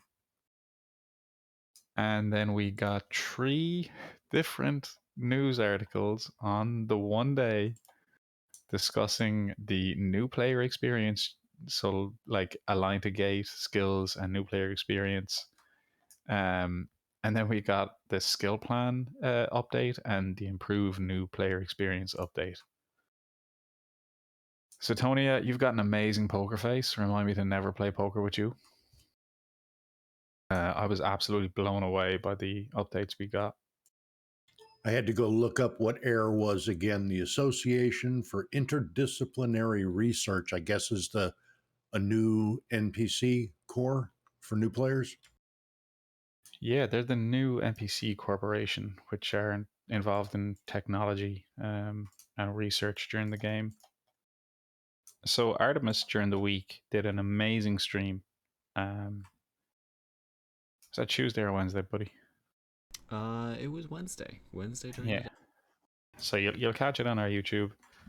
But you did an amazing stream where you actually went through the whole new player experience. I didn't actually watch your stream. I watched about 3 minutes of it, and then I turned it off because I wanted to experience it for myself. It's okay. You don't have to be nice to me. You can say you turned it off because you didn't like the stream.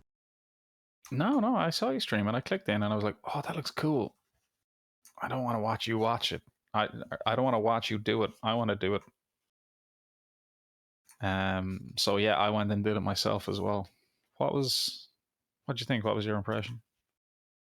I was overall very happy with it. I think it did a really good job of explaining a lot of the basic mechanics in terms of how to pilot your ship, what's important.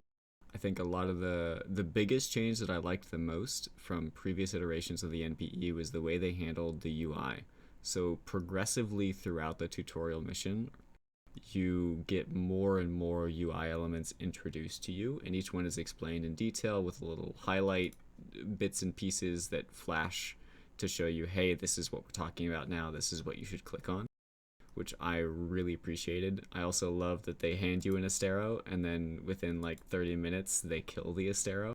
And the whole time, they're just repeating over and over, hey, you're immortal.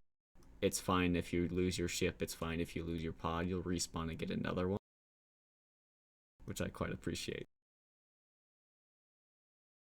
Nick, you haven't done it, have you? No, not yet. It's on my list of things to try, and it's not because I don't like Artimus, but I didn't watch his stream also for the exact same reason. I want to do it myself. I don't want to have it ruined ahead of time. And yourself, I actually rolled up a new character earlier this morning just for that purpose. So that's what you're doing after the show, I take it. Maybe. Sutonia, you said you tried it a little bit as well yourself, hadn't you? Yeah, I've tried it. I played a playtest of it on like the week before as well.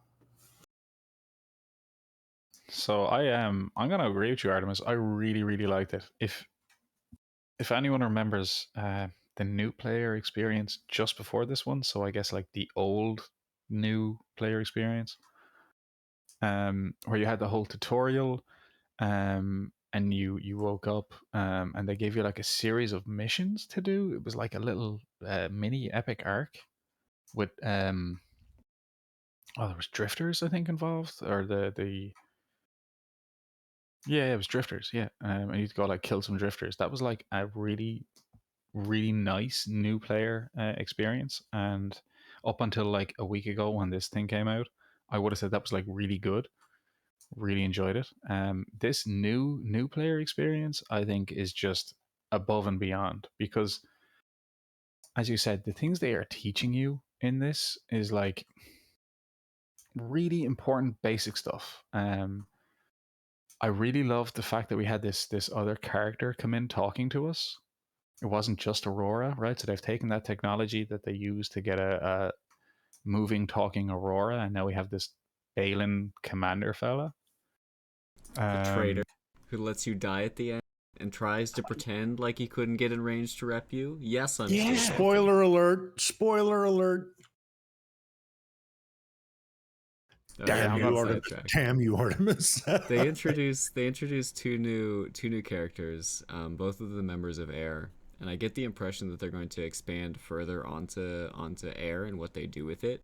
And that's one thing that I wanted to mention. I had to reiterate it multiple times during my stream, because there are people in the chat saying, yeah, all this new stuff is nice and the interesting graphics and whatever, but given how much of CCP's resources are being devoted to new player experience, they were underwhelmed by the amount of content that's here. And I need to pull up the correct dev blog, but what we see up front is awesome. I think it would be disingenuous to say that it's not impressive, the stuff that we got, and that it's not a step in the right direction, a major one at that. But what I would suspect is going to be the even bigger deal out of all this is the system behind the new player experience. The system of like the nodes and the way that things are tracked and the inputs and the outputs, and the way that CCP can now develop and iterate and change based on player and new player experience with the NPE is going to be huge.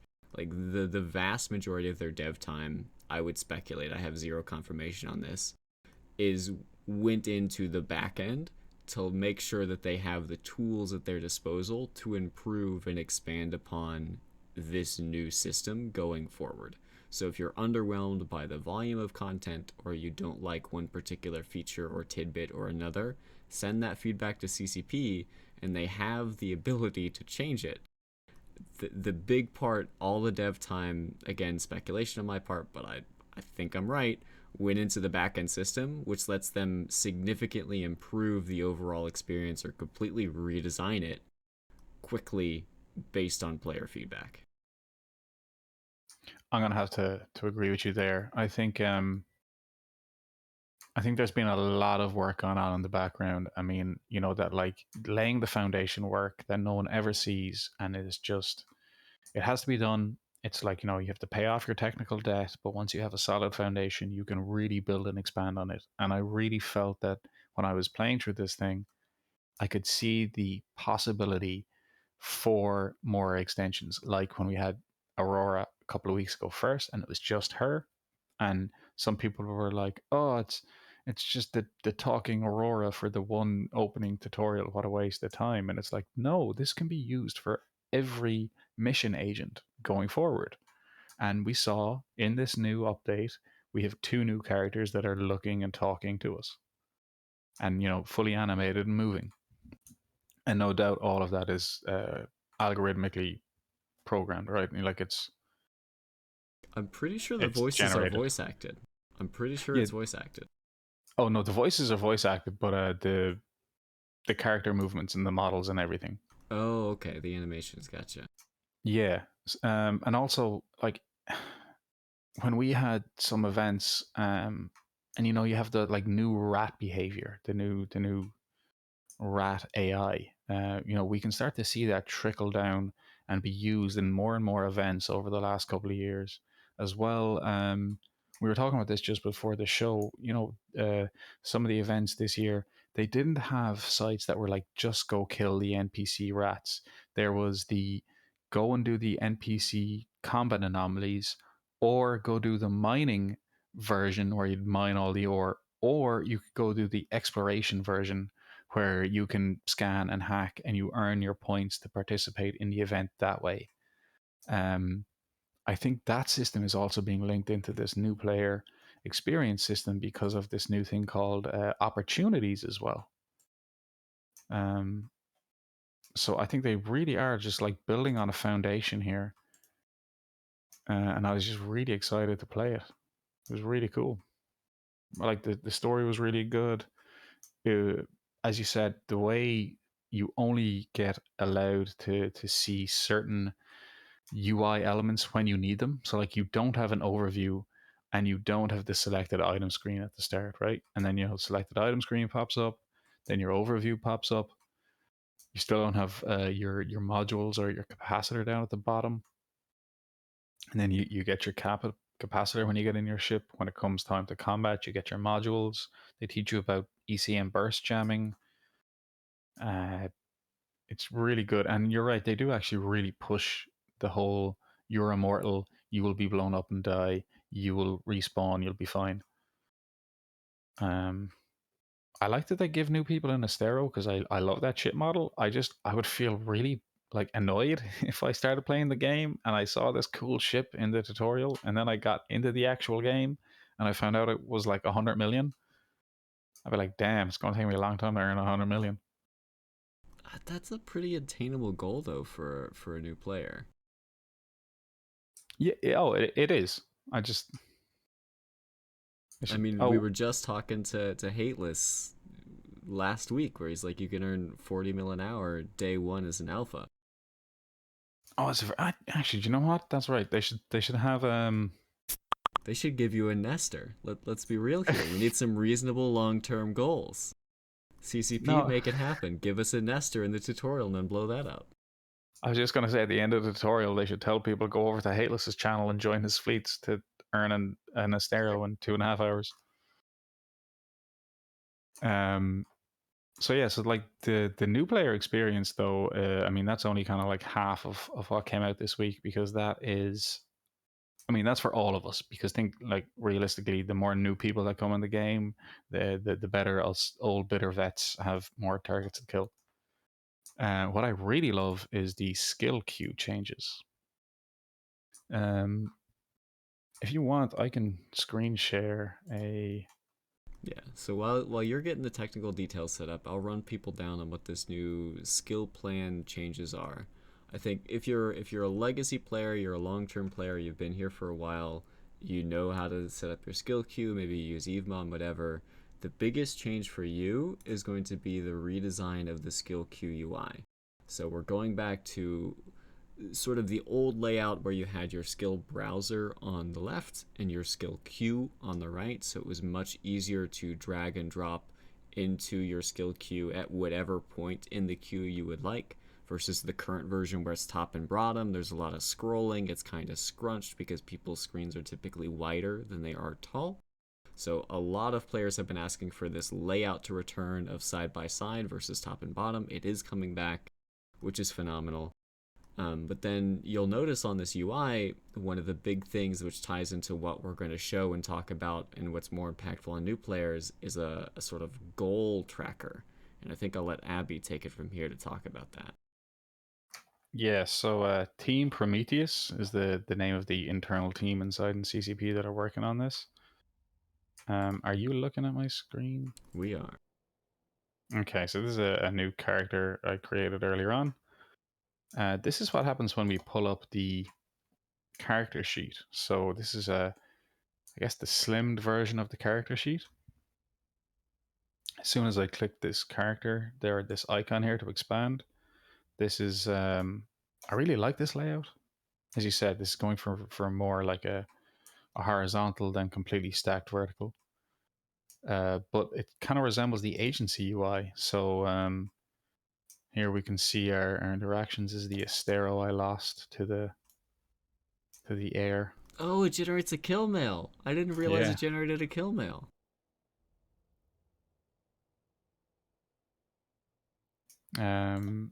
Pilot services, skins, history. But if we look at our character, so no jump clones, no nothing. Okay. Now there's no skills. So before, currently on Tranquility, we'd have like our skills tab. This is going to be down here in this blue button, which is going to open up a whole new window. So we can full screen this window. This is kind of like the map in a way, right? We can full screen it. We can resize it however we want, like as small as it gets. But these are the new skill. I don't know, what is it called? The skill catalog? Yeah, skill catalog. So the skill catalog is our current list of skills. And then the skill plan is where we can create and save skill plans. So as you mentioned, this is kind of like bringing EveMon into Eve instead of being in an external third-party software. So you can have a certified, so these are like plans that come with it. Okay, so this ties into their Eve Academy, the new website. A explorer is an explorer, an industrialist is an industrialist. I think an enforcer is what they're calling like PvE, and a soldier of fortune is like PvP. If I click on explorer, I'm gonna get like, okay, so I'm a Mar. So I'm gonna get a Mar Explorer skill plan. If I click on that, it's gonna bring up the skill plan for me. So I can see here, each skill plan can have up to 5 what are called milestones. Now, when you create a skill plan, you can add any milestone you want. You can only have 5. We can look at the contents of the skill plan. So this is the full skill plan, right? Top to bottom. And we can see there, we already have these skills trained. There's one. We don't have the skill book. So like really simple. It's grayed out. We had the little grayed on set of white box. We don't have that skill trained. We don't even have it injected, because if it was injected, it would be like a white bigger box, or like a light gray bigger box instead of like the full white one. So I know I need to buy that skill book. I can buy them all with just a click of this button right here. I can load all of these skills into my skill queue. Does that follow have you noticed if that follows the standard remote buy of skills where they're slightly more pricey than running around and picking them all up? Yeah, I think it does. Yeah, if I was to buy missing skill books, it would come out to 1.46, which is like an awkward number. While usually skill books at this price are like, what's that? So that's 1 million. That is 50,000, and the very first one, yeah. So it is. So yeah, if I'm to buy them all individually, versus hitting this button, when you hit that button, you will be paying that extra tax. But what's really nice about this is like you can save a copy of the skill plan. You can share the skill plan by dragging and dropping it places. So you can drag and drop it into a chat window. What's really cool about this new feature coming is that you can actually take a skill plan and save it with a fit. So if I have a ship fitting, I can like build a ship fitting, like let's say Halus's Tech 1 Naga that he used for the alpha characters to take part in his Triglavian content. He had to like take the skill plan and like post it in the Eve workbench text. What he's going to be able to do in future is he's going to be able to incorporate that skill plan into the fit itself, and it'll actually show up in the fitting window. That's kind of like that's like a merge of both the old out of game tools of EveMon and the Eve fitting tool, to where you'd have to go back and forth a lot. This is kind of neat. This is going to save some steps. Yeah, I'm just looking here in the fitting window. I don't know how I don't know if that's implemented yet, how I would get a skill plan into the fit. But that is coming. Go on. I know that the fits are saved within the skill plan itself. So the skill plans have sort of an open text blurb type description section where you can save a bunch of information about the plan, what it's used for, a bit of a description, but then you can also link things into it just like you could a normal chat channel, including fittings. So you can say, hey, this plan is what you need to do if you want to effectively fly this Naga or this Munin, or let's be honest, this Naglfar, because you may be able to fly a capital, but you don't understand how it works, and you need some explanation. And that's, I think, going to be huge. Nick, I think you had some concerns that this was going to better enable like large blocks to essentially put players on assembly lines where they don't really have much agency in choosing what they skill. They're just putting in the plan that their boss tells them to, and then waiting 2 months or what have you. Yeah, and you know that concern is still there. I mean, obviously to a certain degree, and that's all part of my natural reticence to grabbing that new player and dragging them out to null and going, "Here's what you got to do to be successful in our group." And basically, they tell you how to play instead of letting you learn. And it's a tough one, and I understand it. And that's where I think the milestones actually click for me. At first, when I saw this, I didn't understand how they were helpful or how they were useful. But then you mentioned that you brought up the players on a conveyor belt. I thought about my new player experience and the new player experience I've had with others who I've watched them experience it themselves. And there's a lot of, you go in with a plan because you think, I'm going to prep all this stuff out, I'm going to stick to that plan, I'm going to specialize because that's what you're told are the keys to success. But then you realize, oh wait, I'm specializing into this field, but I really want to try this. Or I want to reprioritize what I'm focusing on right now. And I feel like the skill plan milestones, if you have those enabled, it will help you keep track and sort of stay on target even when you take your little detours in your plan. So I understand your reticence, but I feel like the skill plan milestones will allow players to do that sidetracking and detouring and reprioritization in a more efficient way where they're still staying on track. Because it happened to me all the time, and maybe it's just my scattered brain self, where I would start on a plan and then reprioritize and reshuffle and completely forget what the original plan was, and just it gets thrown out the window.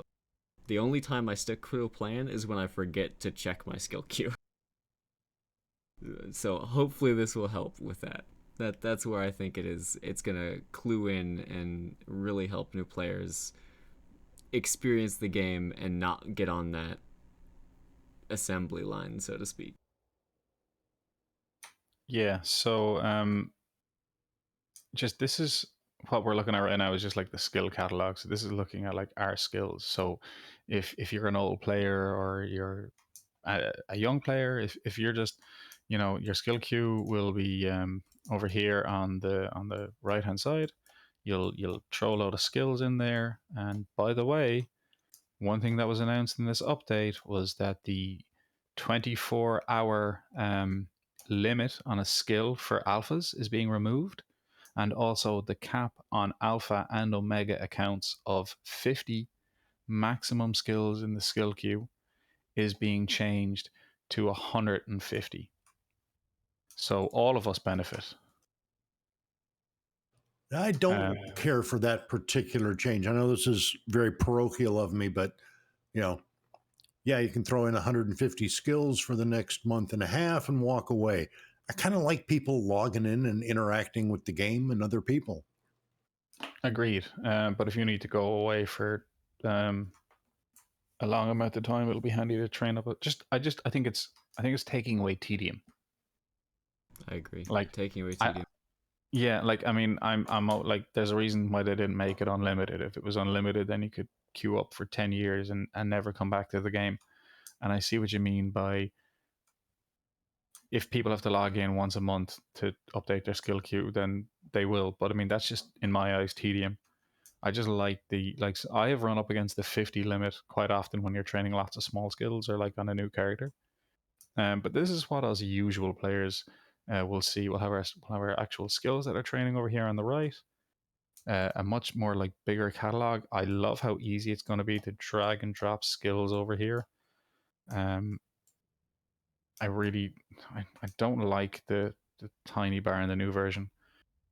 But the skill plans themselves, so like if I go to create a new plan, this is what we're talking about here with like actually making a plan. So let's say I'm new to the game. I want to fly a Tengu. This is a Tengu, right? PvE ship. Very, very good PvE ship. I'm just going to drag that into the milestone. Now, I dragged my Tengu in there. It immediately populated the bare minimum I need to fly the Tengu. Right? So, like immediately into the skill plan. I love that feature. I just think that's so cool. There's one thing I found in my testing, which I'm gonna have to poke Sutonia to let them to tell CCP certifications can't be dropped into the milestone. Yeah, I brought that up with them on the playtest thing. Amazing. So like you can drop a ship. So like there's my Tengu. Okay. What do I want? I want some missiles, right?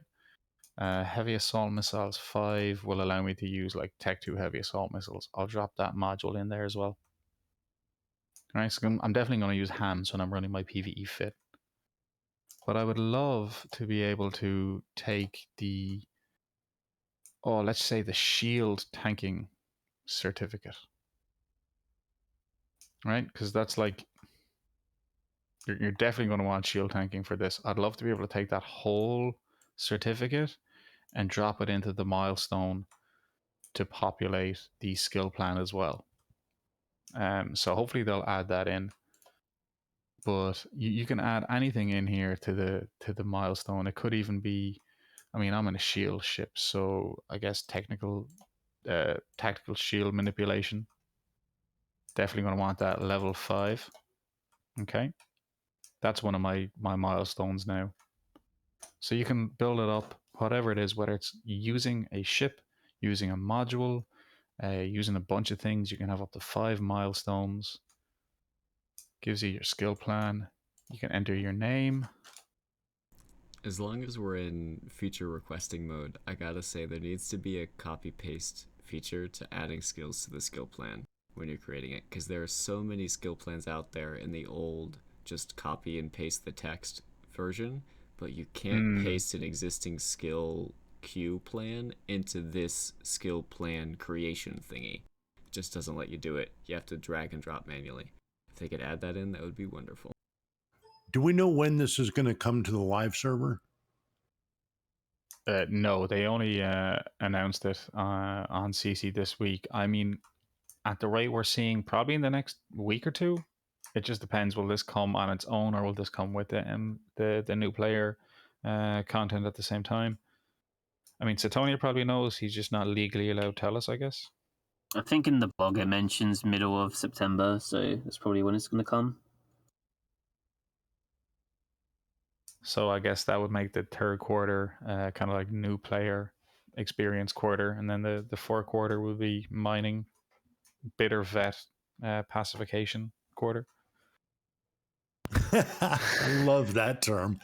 Hey, Mepa in chat brings up, he says, the limits would only hurt new players since the old players have years-long skills queues anyway.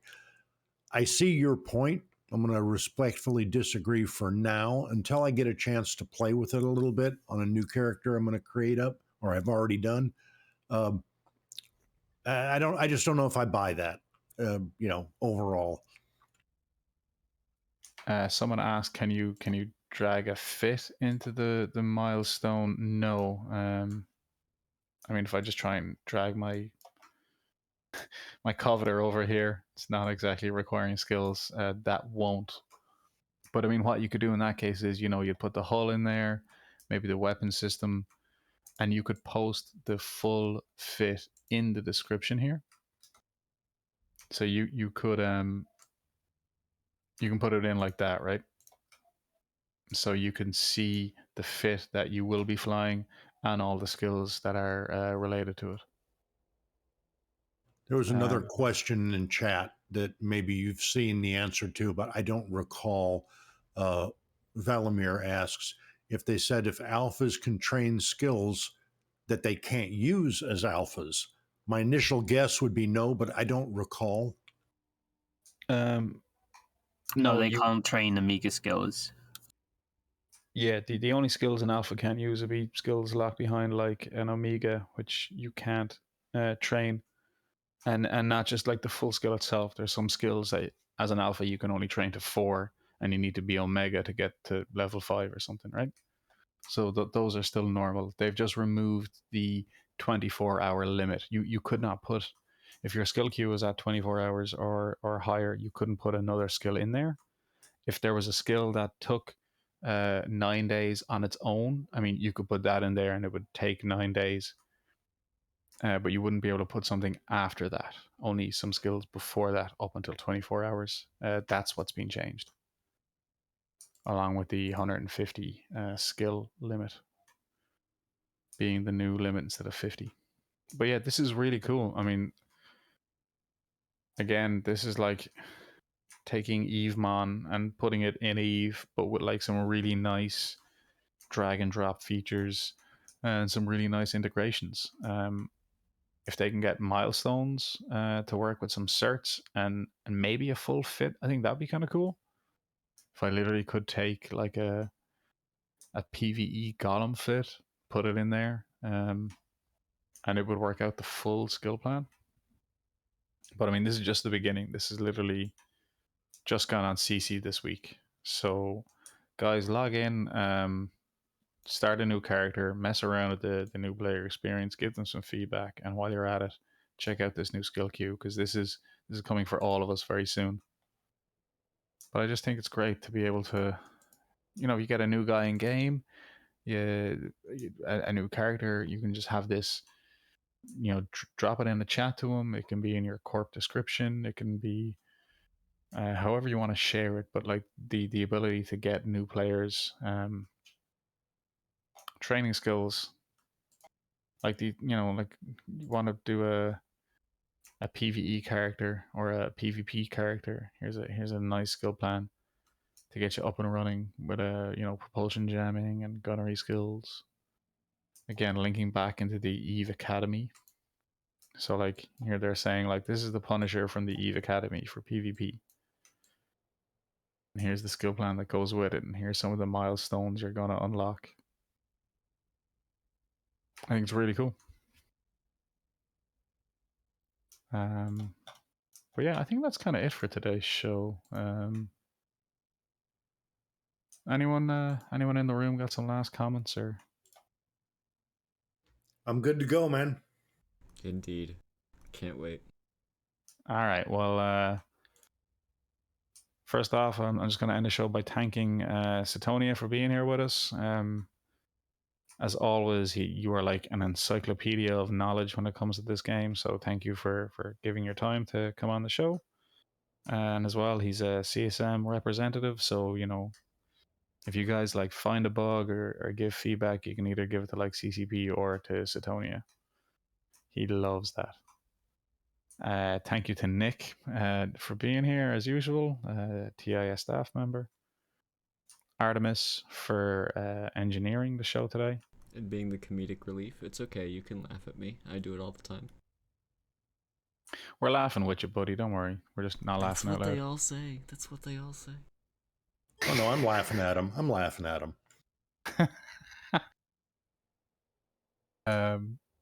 And myself, Abbie Rova, I've been your host today. Sunday, the 29th of August, 2021. So thank you and fly safe or dangerous. Fly however you want to. Just don't.